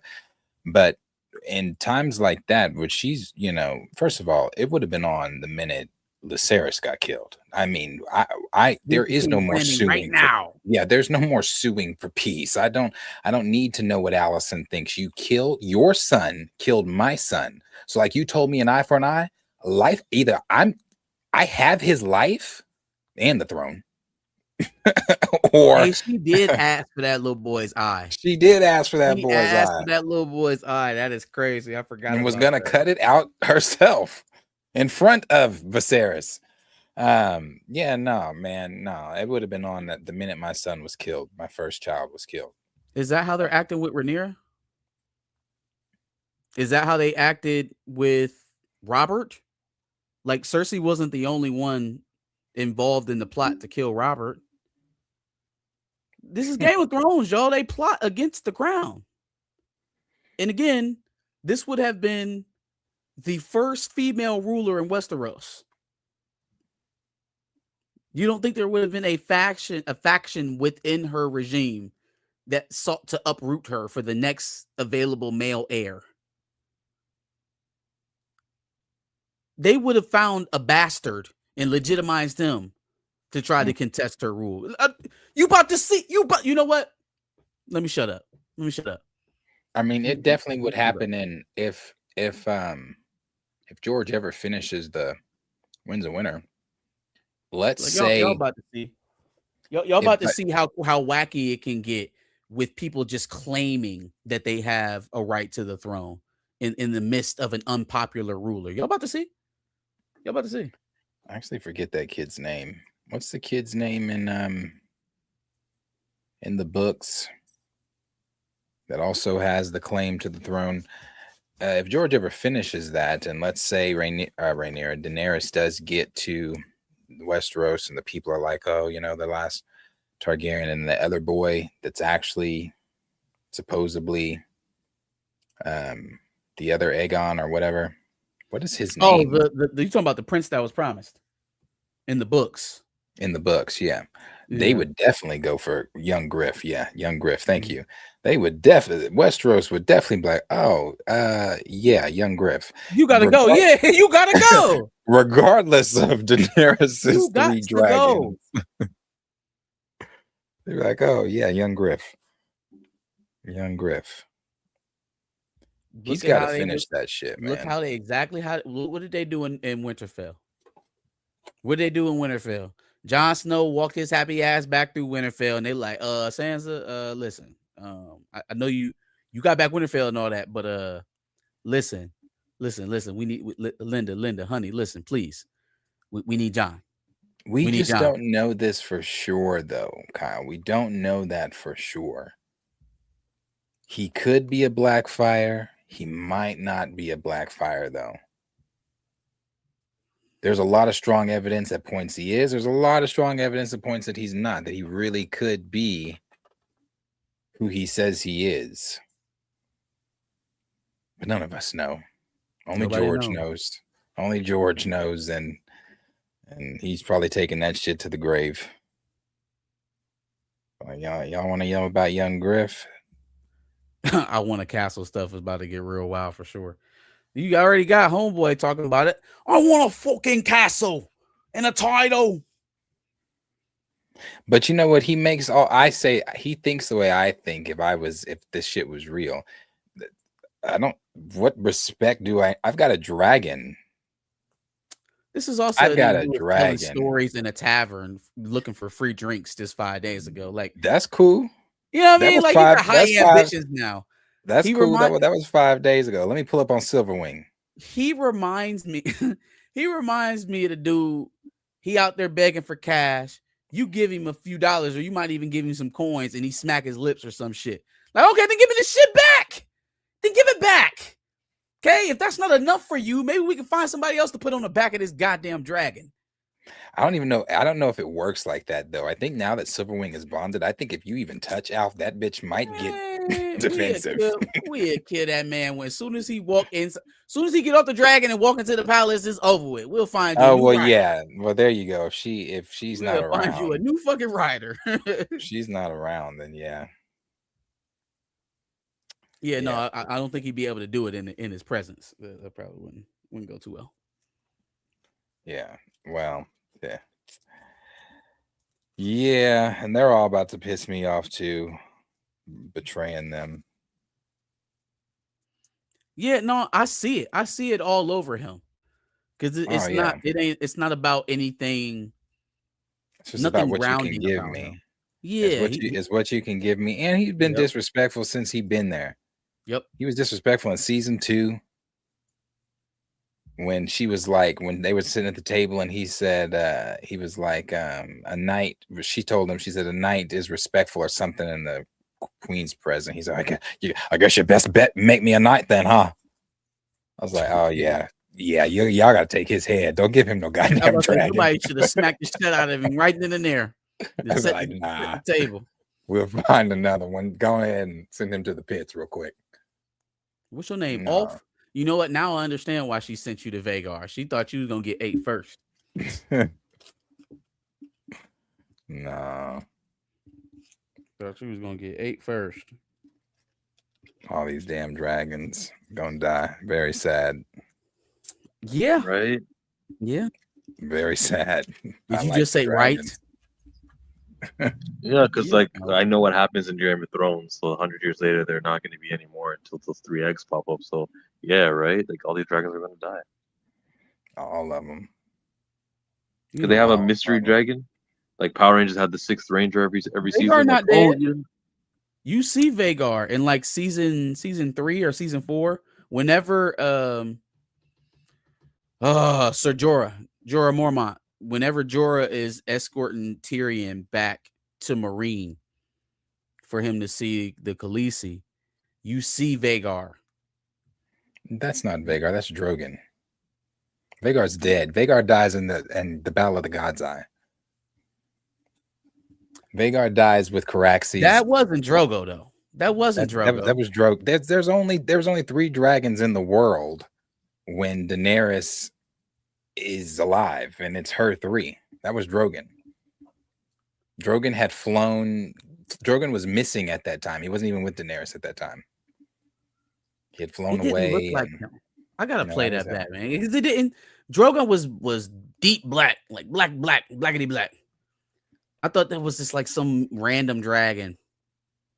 That's actually true, Jay the Informant. The cannibal is still out there. I don't know if he's out sure there that during the wasn't the days of Game cannibal? of Thrones, but no, that was definitely Drogon. You gonna make me play that that shit? was a Dominican dragon. I know Black Puppy. Yeah.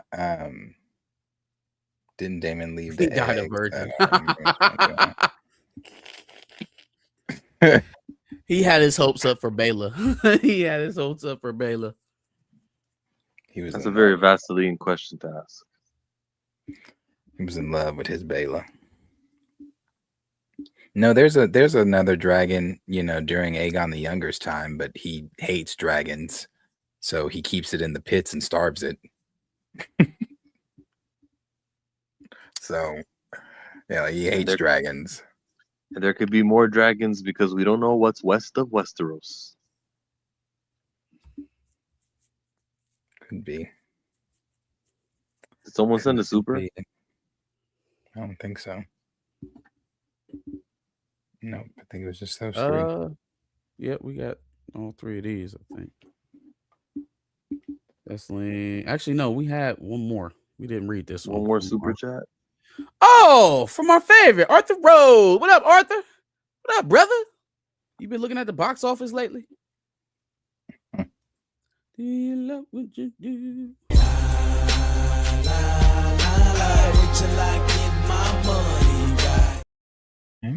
Boy. Arthur Rose with $2, in my opinion. George R. Martin over George Lucas. No misses. I mean,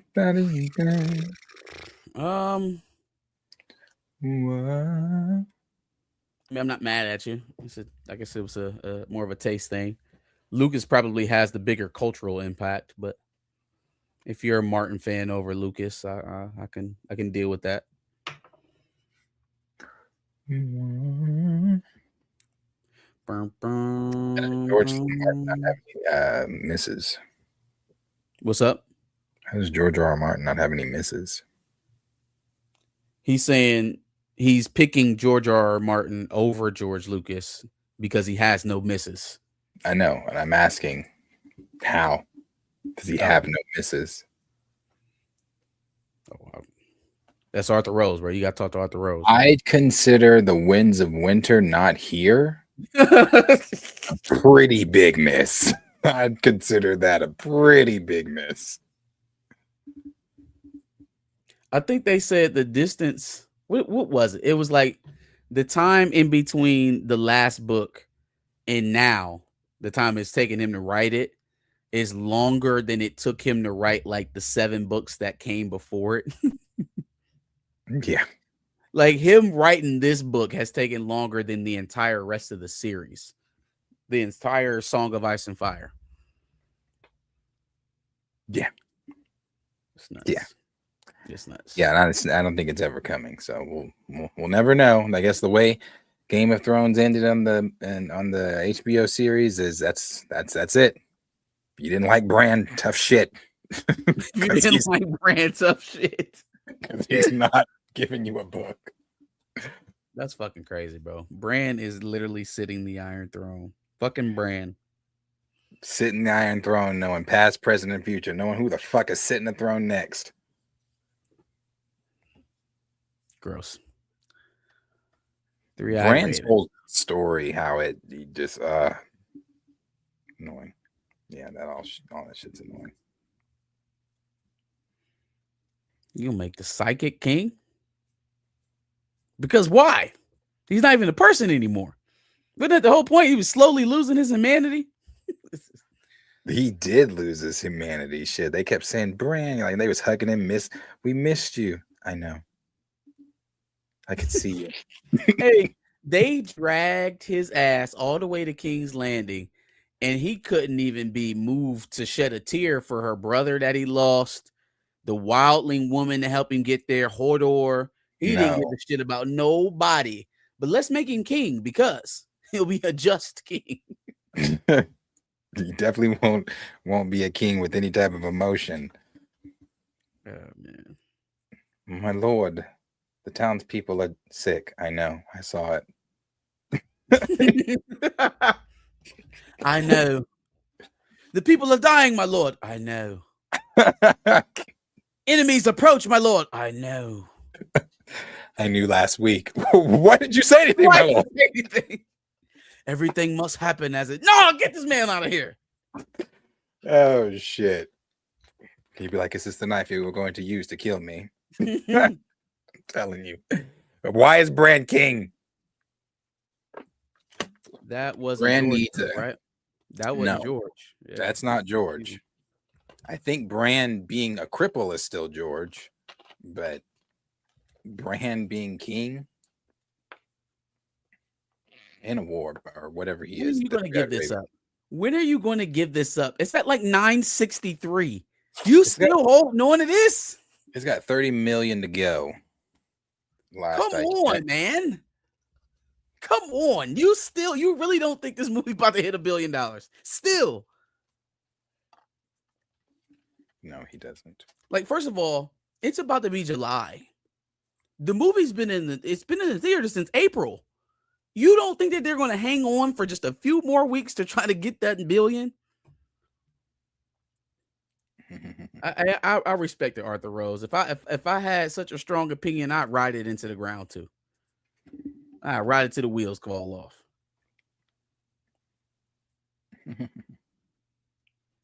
Yeah, see Pennywise. He out here dropping bars.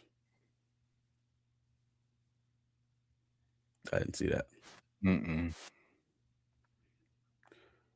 Wheel Brand's ass down the steps. Man, it's useless. Ultimate Chico. Yeah, no, I mean, I would have kept Brand around, but make him king? Oh, yeah. Yeah, he'd like been right hand to the king. Like he could be hand to the king. Let him be hand to the king. Yeah, he can be hand, but not king. Zero emotion, zero care. Absolutely not. Yeah, I don't know. John just sitting there like, man, I got killed for this. I got killed and came back to life for this. To go live out the rest of my life as a fucking wildling. And the thing is, even in the books, Jon Snow is just Jon Snow. You know, damn Aegon. He's not Aegon Targaryen. He's just Jon Snow. But he can do some, can't he, like, in the books, correct me if I'm wrong, can't he jump into his wolf? Like warg into his wolf? I thought that was part of it, yeah. I thought that was part of his, something he could do in the books. I don't know why they changed shit, man. You know how dope that would have been? If he just start warging into the wolf. It wasn't like they didn't already have supernatural stuff in there, so. Yeah. That could have helped him in the Battle of the Bastards. He if he became one of the dire wolves. Yeah. What up, brother Chill? Welcome back. Hi. Sorry. I think we're about about that. About it.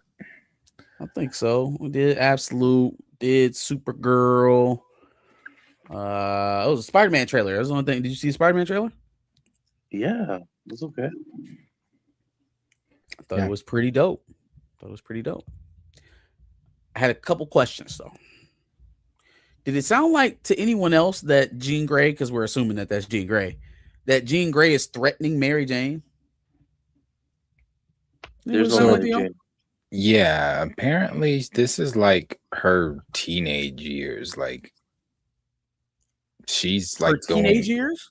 Yeah, she's like a teenager. Like when she was supposed to be at the mansion? No mansion. When was Jean ever a murderer though? Like when was she ever go check on your loved ones before I find them type? Where'd that come from? Hey, she's the MCU Jean. So she's gonna, I think it's just for, obviously she's gonna, do a 360 in the movie and realize that what she's doing or whoever she's helping or working for is not right, and I need to help Peter, and I think I'm going to be a good guy. Than we've ever seen for Jean Grey. Also, why is Peter immune to her powers? Why I think it's a spider sense. I think it has to do with the spider sense. He can sense it, but what about that makes him immune to telepathy? Why does Spider-Man need to be immune to telepathy? It's the MCU, baby. I don't like it. That I don't care for, but everything else looked pretty dope. It does look really good. The Hulk stuff looks great. I have never, and every time Mark Ruffalo portrays himself as Bruce Banner, I've never liked it. I just don't think he ever brings anything as Bruce. Like that, when you see me without this, run. Rah! Like, I just think he's very just as Bruce. But seeing him as Savage Hulk, having Hulk back, that looks fantastic. Punisher stuff with Frank looks good. I'm pretty sure they're doing that whole, how they took out Toby and Andrew during the big fight at the Statue of Liberty. I think they're doing that on some of the scenes from what I've seen from some people circling, like, oh, I think somebody's standing here, like maybe Daredevil or something like that. Shocker has been added to the villains that are going to be in the little montage. Ramrod. What else? Looks like Tombstone, from some of the toys that have leaked or gotten out, is going to have 2 gigantic ass guns. Let's see what else.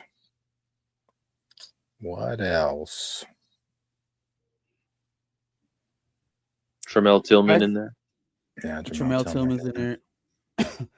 With the whole damage control thing, that thing might be real, where the damage control is damage control in name, but they are secretly hunting mutants, and apparently, according to rumors, have mutants. Now, I don't know if it's like, A-list mutants, but have mutants in custody already. Which is why we haven't been seeing, well, we have seen them a couple times, but we haven't been seeing them active in the MCU. At least that provides a reason. But like, Secret Wars is coming, and who cares?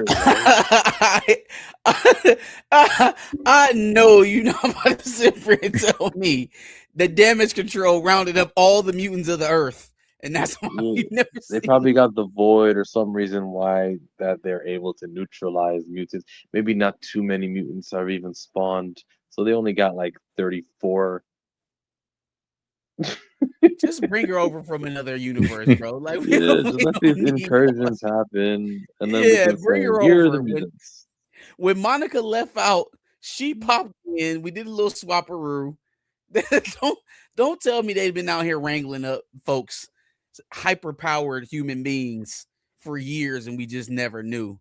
Come on, man! Don't Area 51. Yeah, I'm actually not going into this movie for answers on the mutants. I'm just like, you guys better not ruin Jean Grey. That's all. I don't think you need. And I don't think they're giving answers on the mutants either. That's dumb. I just don't think they are. I think if there's one thing that could damper my mood on what is already a very high mood for Spider-Man is if they punt the mutant issue. Like, okay, man, we've been here in stasis with the mutant since you bought him in like 2017, dog. Like at this point, it's been almost 10 years. You got to have an answer in place by now. Well, you didn't watch New Mutants? Don't punt because it tells me you don't really have a plan. If you're still punting the issue this late in the game, you don't got a plan. This is not a plan. Didn't you see Legion? Legion has nothing to do with the MCU. This is fan made, but something like this, where you've got Scott and then you've got Sadie Sink here as Jean, just the DODC rather, having they got Jimmy Lawson as Storm,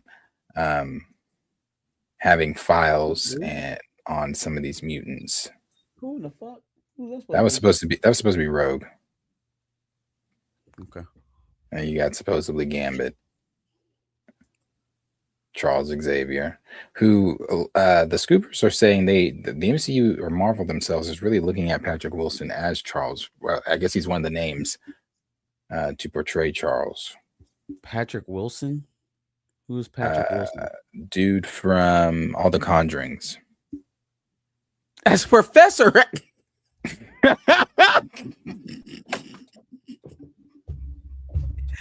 They play too fucking much, bro. They play too fucking much. They play entirely too fucking much. Absolutely fucking not. Yep, Ed Warren. Good old Ed Warren. Jesus Christ. Mr. Sinister gonna come up, he gonna bring out that Bible. Power of Christ compels you. Oh shit. And then whoever this is Magneto. Who is this? Birdie Carville. I love it because I never heard of this name. So yes, get this guy and he'll sign long term for very affordable. I don't even know if he's good. Why does that matter so much to you? Well, yeah, sure. Of course, I gotta hope can we that not get quit spending these can studios we not money get what's his name just to do it again? Who's that?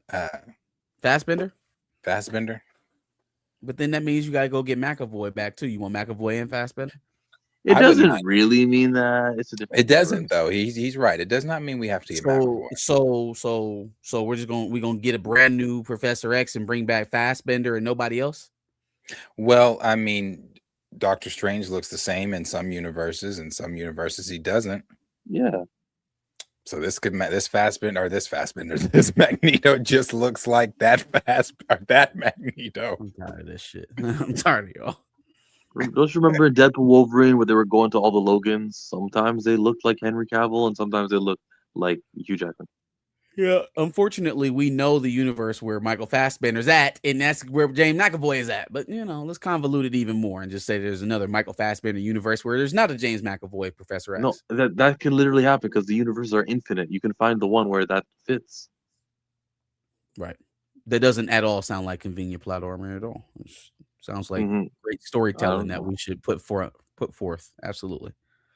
I think aren't you the guy who wants Fassbender? I mean, I wouldn't mind it, but weren't you the guy who wants to stick in continuity? I fear Patrick. What's his name? Patrick Wilson's too tall to be Professor X. Too tall, too buff, not bald enough. Professor X is, and I know this really doesn't matter. I'm just, Professor X is 6'2". Well, maybe it works. They're both 6 foot. I've never felt like Patrick Stewart was 6'2". Not 6'2", not 6'2", just 6 foot. James McAvoy is definitely not 6'2", like not even close. 6 foot also. No. No. Yeah, Michael, bring back Fassbender. Who's this guy? Birdie. I feel like I've seen him in something though. Is that Tom from Succession? Oh, Birdie is yeah. Yeah. Tom Bringing from that as like Succession. is he Tom from Succession? He's the king that died in the Knights of Seven Kingdoms. What's his name? It was he was heir to the throne. Damn it, which one was he? In Night of the Seven Kingdoms. Yeah, Knight of Seven Kingdoms. Oh, yeah, no, that's not Tom. But yeah, I know who you're talking about. Yeah, he could play. He could do a decent Magneto. Yeah. I could see it. I could see it. I could see it. He could do it. Yeah, let him come in as Eric. I will fight for Sir Duncan's side. No, he wasn't Magor. Not That's not Magor. him. That's him. I mean, well, that's not him. He's not Magor. He was whoever the hell he was. Knights of the Seven Kingdoms. King Baelor. Baelor. Yep. Prince Baelor, soon to be king. Yeah. Yeah, I could see him. That would work. That'd work. I like that they put Jamie Lawson as Storm. Yeah. What do you think about what's her name, Bela, saying she would like the role? Can I Google her? Who? Yeah, you can Google her from The Nice. girl who She's from plays Game of Baelor Thrones. in House of the Dragons.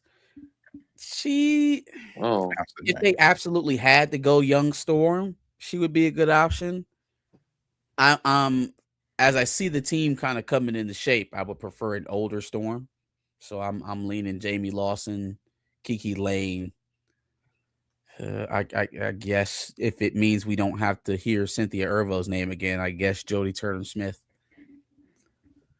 I just really, as much as I think Jodie Turner-Smith, kind of looks the part and everything like that. Obviously, I really don't think they're going with Jodie just simply because of the ages of everybody else. She would be not auntie; she'd be grandma to them. She's 50. Grandma. She's about to be 50, or she's about to be Jodie 40. Turner-Smith is not 50 years old. Not about to be 50. I was about to say, God damn. She's about to be 40. Okay, well that's hot grandma. That's young hot grandma. First of all, I ain't heard nothing about no Professor X or no Magneto. Only heard about mutants. So it seems like these kids just about to be running around without no guidance for a little while, anyways. Oh, that seems like that's definitely what they're about to do. Storm in there, you know what I'm saying, to be a mentor. That seems like they're definitely what they're about to do. Be running around, using their powers, fucking shit up. Kamala Khan gonna be with him because she a mutant. Oh boy. Yeah, I see Professor X didn't put no blockers in Jean in this universe because she's out here just hopping from. There ain't no blockers, B. Is there even a Professor X in the MCU right now? I don't know. Probably not. I've been here the entire time. Be like, son of a bitch. Actually, with a psychic, a psychic could literally make that happen. Like, we've been here the entire time. Just psychically, we don't let you know we're here. I feel like that's going to be one of the big explanations on how they do it. Like, Charles just literally chose to. Yeah. I mean, it's an interesting spot to start Charles Xavier out on in the MCU is mind controlling the entire planet not to know that mutants exist. That's kind of a wild place to start out on, but it would be against his fundamental.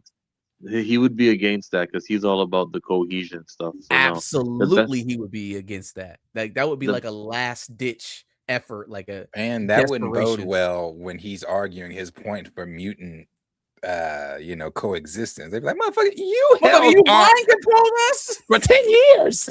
I knew I had another cousin somewhere around here. The resolution is standing right in front of us. It's the incursions happen, only Battle World exists, and the heroes save the world, and we get to have a world with mutants again, like the way it's supposed to be. Maybe Kang, someone wrote it in the chat just now that Kang is the reason why mutants weren't in the MCU because he separated them. Yeah, sure. That's and then after a big thing. Yeah. I mean, it really is seamless, especially like the Secret Wars Battle World resolution is how you get T'Challa back. Also, it's actually optimistic to know you guys can reset and you can like literally have no no reason to explain it. Like, I mean, no, you don't have to dedicate time to explain why. Oh, there's another universe that we're gonna live in now. It's like ours, except it's a little bit different. Okay, boom. I'll go into every movie knowing that, and I get to continue, and we get to retain all the stuff that we saw prior. So like all 35 movies are still canon, but now in the new world we have these additions with the Fantastic Four here. It's so simple, and I'm optimistic, guys. Should I be optimistic that Marvel can fix things? They got Joe Russo and Anthony Russo doing 2 movies now. There's gonna be a third one because they're like in charge of the X Office or something like that. This is like a good time. We just have to wait a year for the movie to come out, but then it'll be a good time. Yeah. I haven't decided if I'm going to this yet. The re-release. Yeah, I don't know if I want to go to it or just wait for the extra footage and post-credit scene to just come on Twitter. I've seen the movie a billion times, I feel like, so I don't feel like I need to pay to go see it. How many times do you That's really what's think really you've seen killing it? me is like, do I want to pay money to go see Endgame? At least over 20 times. I feel like I've seen Endgame over 20 times. Realistically. Okay. I think I've seen it beginning to end 10 times, beginning to end. But sometimes I would just watch that end fight scene and just like I'm glued for 45 minutes. Yeah, that is. Sometimes I will start it at what's he doing? He's just sitting there. I'll start Let's it kill right it there. properly this time. Yeah, that's a brilliant place to start it. That entire dialogue from Thanos in that sequence is just brilliant. You could not live with your own failure. Your failures. So where did that bring you? So good. So good.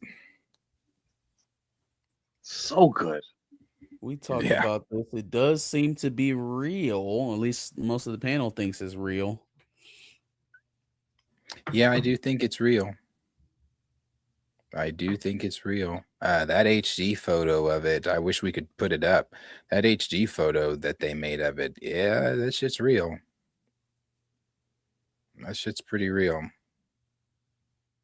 And it, it just lines up with the big thing that we've all known about the Sentinels and the X-Mansion and where Doom reveals who he is to them. And that was that scene. It's pretty interesting. No sound or anything, but you get the gist of what's going on. But I will tell you this, even though it was an interesting scene and all that, what a team up. What a circle up in the middle. You. I wasn't trying to rain on nobody parade, but I'm like, bruh. I mean, Shang-Chi got a little Nightcrawler with the silver hair. You know what I'm saying? It's like, okay. That's a pretty poopy team up. They can't get around having poopy combinations, bro, because that's what we've been dealing with is poop. Maybe that scene takes place an hour and a half into the movie. And they spend that first hour and a half making me care about these characters to where I go, oh, yeah, it's him. Impossible. But I will say, though, it very may well be in the middle of the movie, maybe hidden, may go over very well. There are going to be spots in this movie where we're going to be longing to get Steve back on the screen. Right. Where we're going to be like, where's Chris at? Give me Thor back. Give me some more Thor. Spider-Man, please. Spider-Man, because there are just so many characters that we don't. We got this Red Guardian dialogue, and he's about to explain what happened in 1984. And it's like, I don't want to hear from you, David Arbor. Where is Tom Holland? I'll tell you what I do hate. Tom? I hate Steve in this dad outfit, this old Navy ass weekend with the weekend out in the yard outfit. Like what? I don't like it. And the Marvel Legends figures are so another reason how you know this scene is real. The Marvel Legends toys for SDCC, because Marvel Legends will have a presence at SDCC, are leaking. And it's exactly what they're all wearing in that fucking circle up. Like Steve, his figure. So I don't know anybody that would want that figure. It's literally Chris Evans in a t-shirt and pants. I don't know anybody that would want that, but that scene is definitely real. That's a very real scene. We got one more super chat, Joe. Only cause I pay her. Roxanne. All she wanna do is party all night. Roxanne. All she wanna do is party all night. He's Protocol. Thoughts on the new Nightfall trailer? We talked about that earlier. The Batman movie. It's coming out. It looks pretty good. DC has always been on top of Marvel in terms of animated movies, so no surprise there at all. But it looked pretty solid. It's pretty solid. Something I want to see. Did you see it?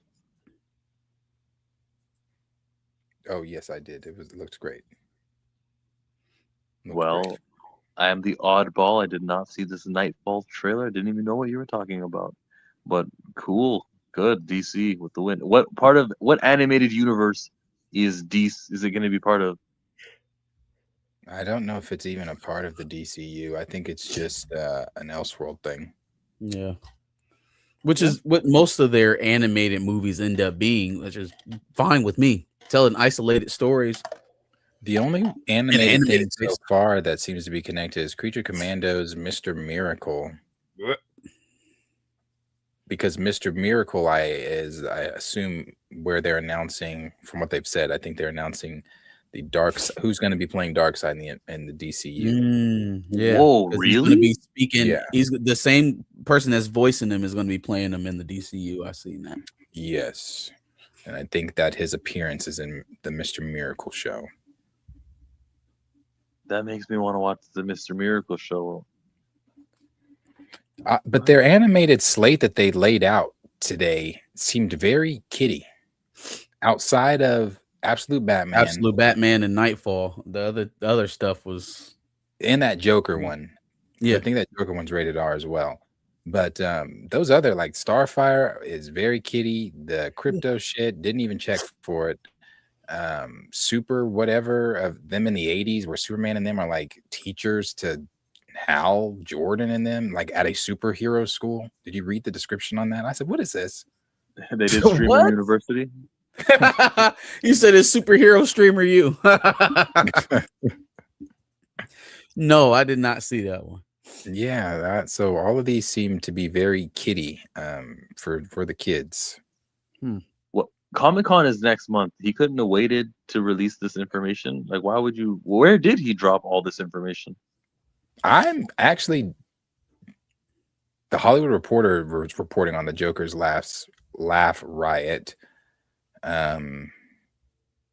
Nexus Point News said that I think this was announced at the ANSI Animation Festival. Oh, the ANSI Animation Festival. Yeah, they have that every year at ANSIville. I was like, what? You could know something I don't? Yeah, the teachers are going to be Superman, Wonder Woman, Batman, Black Canary, Mr. Terrific, and many others will appear as adults who likely teach at the academy. Black Lightning, The Flash, Plastic Man, Terra, Aquagirl, Green Lantern, Guy Gardner's specifically, will all appear as students. Oh my God, wait, Black Lightning is a student? He's a student. He's literally a teacher. So that means it's got to be but a Black Flash is a student kind of thing. Yeah, they got the Flash a student. They made got fucking Guy Gardner as a student. Yikes. Oh, this Flash is not Barry. This is Jesse Wally? Chambers. Nope. Oh. Jesse Chambers. It's a different Flash. Yeah, so that's a very kiddie show, but it might not be. I really don't know. It seems like it's gonna be kiddie though. Because I mean, they go on. They go on to say like Guy Gardner, Guy Gardner's hairstyle changed to a bowl cut after the creative team saw James Gunn embracing the ugly look in Superman. Guy Gardner says bowl cut instead of cheese when taking pictures with fans. Hold on a second. The creative team saw Superman and they're like, okay, let's change our idea. So does that mean this thing was already in the works? Yep, I guess so. I guess maybe everything is not as cohesive as James likes to claim. No. But Yeah. guys, we always have a finished script before we bring things into production. Like Yeah, always. actually, you're right. Yeah, there was that. Yeah. That's the take- problem with superhero films these days. Well, that sounds terrible. The production team saw another project from the same studio and said, "Hey, we didn't know they were doing his hair like that. Let's change it." Like, why didn't we already know? Why didn't we? Y'all didn't see the movie? Y'all didn't go watch it? Yeah, he actually spoke against that in chapter Gods and Monsters. He was talking about how things need to be connected and there needs to be one vision and this and that. Doesn't sound like it. Doesn't was even so full of seem like shit. the core. Doesn't even seem like the coworkers within your studio watch each other's content. Damn, James Gunn. Like literally a liar. Like pants on fire liar. Oh, James. Yeah, and then like I said, the Sapphire one is also very kiddie. I mean, I guess if you like My Adventures with Superman, you'll probably like My Adventures with Green Lantern. It's the same thing, same animation, same. Who's the lead character of My Adventures with Green Lantern? It is Hal. Oh. It's not John. Ain't nobody watching that shit anyway. Don't nobody worried about it. Well, he'll be training Jessica Cruz in this. Ain't no John's not even in this. Other lanterns are in this, unless they're just keeping his name out for like, hey, surprise, John's here. But they're naming other lanterns, but John's not in it. Chillmonger was right, part 13. It's animated television for children versus an HBO ongoing series. Now, which one is that's going why I'm to, wrong? All right. Sorry. Which one's bigger? Which one would you rather have? Yeah, one's bigger. Now you're going to try to convince me that the animated show for children is more important than the show that's going on HBO for 8 episodes. Yeah, Chillmonger's wrong. It's the Green Lantern. Yeah. No. Stick in your lane. So next time that we want to see somebody go up, make sure you want that character to be in a children's television show and not in a major motion picture or an adult series on a major. Yeah, that makes sense. Yeah, sure. Yeah, it makes total sense. Yep. So instead of a live action static or static movie, we should just rehash the television show. We should just get the television show back on Cartoon Network, and that'll be a success, right? That's what we want. No, that wouldn't be the success. No. What's up, bro? We want the children's television show. Yeah, it's all about Jon Stewart. Johnny Stew. Oh man, that's funny. No John. No Johnny Stew. Johnny Stew. Hey, listen, man, you can lead a man to water, but you can't make him drink. And your show cell can't make him tell the truth. Oh, Granny Goodness is in this also. I'd like to see her in Mr. Miracle. On Mr. Miracle show. Concept art was shown for Mr. Miracle, Orion, High Father, Granny Goodness, and Darkseid. Nice. Now, I just hope the animation style isn't what they've been showing for the poster for Mr. Miracle. That doesn't look good. I would prefer the animation style be like Nightfall, but I know that that's not happening. But I would love that animation style. I don't know why they just don't do that. Is that animation style too expensive or something? They've just really strayed away from that.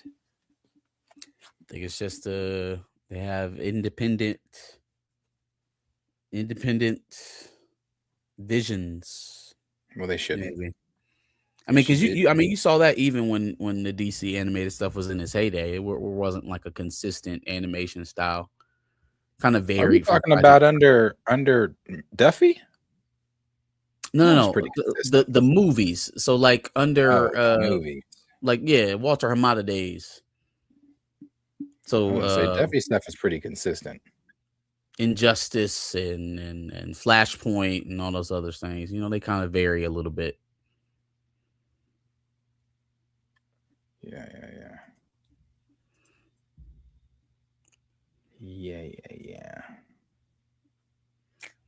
Is that it? I think so. Let's go to It's been, bed.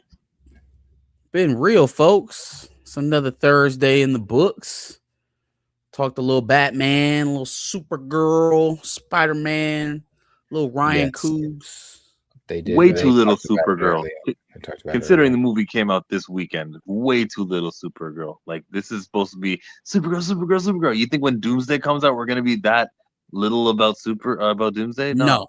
No. We'll give and we'll talk Not a about lot. Dune too. Yeah, We'll talk about Dune too. December 18th. Just to add really quick to the X-Men conversation that you guys had earlier, I do think that it's a problem. Although I say what I say about Bo, I always say the brother can write his ass off when it comes to these X-Men. I think it's going to be a problem that he's not on it. And the reason I think it's a problem, because if you go look at the reviews and people that were ranting and raving about the first few episodes they got to see, Bo, the writing that they for sure kept on the episodes for Bo were 3 and 4. Those two are the episodes that everyone ranted and raved about. They said episodes 3 and 4 are fantastic. They weren't ranting and raving about 1 and 2. So that makes me wonder, after 3 and 4, what's 5 and 6 going to be like? What's the episodes that you stripped it down to the bare bones on his writing? What is it going to be like? Which is, you shouldn't have done that. You shouldn't have done it.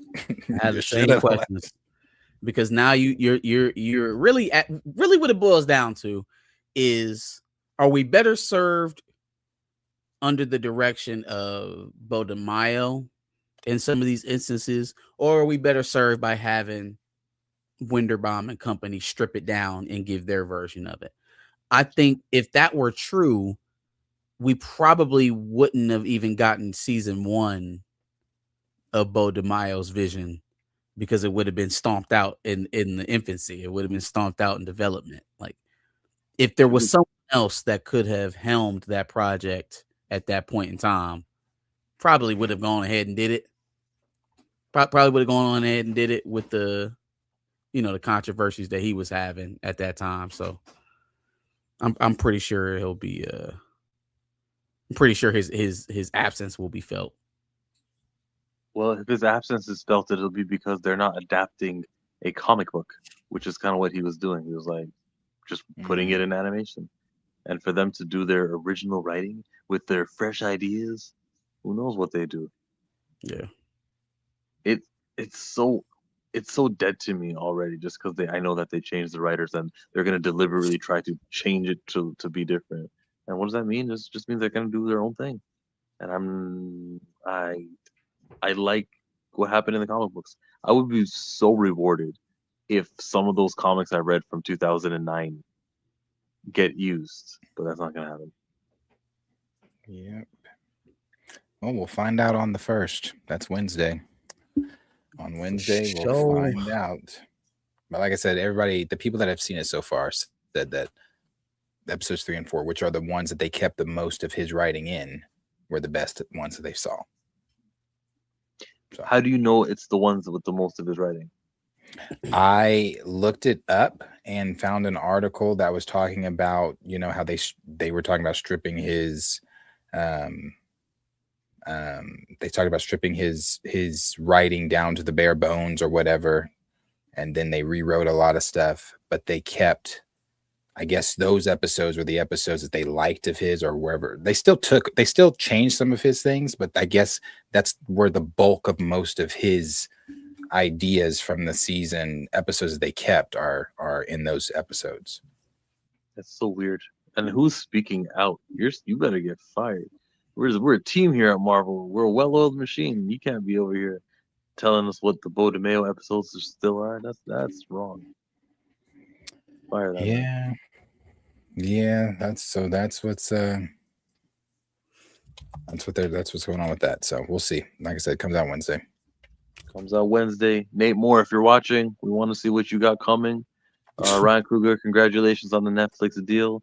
Facts. Take care of those thumbnails, please. What? I said facts. Facts on facts. Thanks for the super chats on chats, everybody. And that's Pantheon. Away I go, you guys. I will see you guys on Sunday live at 4:30. Darius, when we're gonna see you next? Probably tomorrow. If not tomorrow, chat And I'll be there Monday. It's been real, folks. Love you all.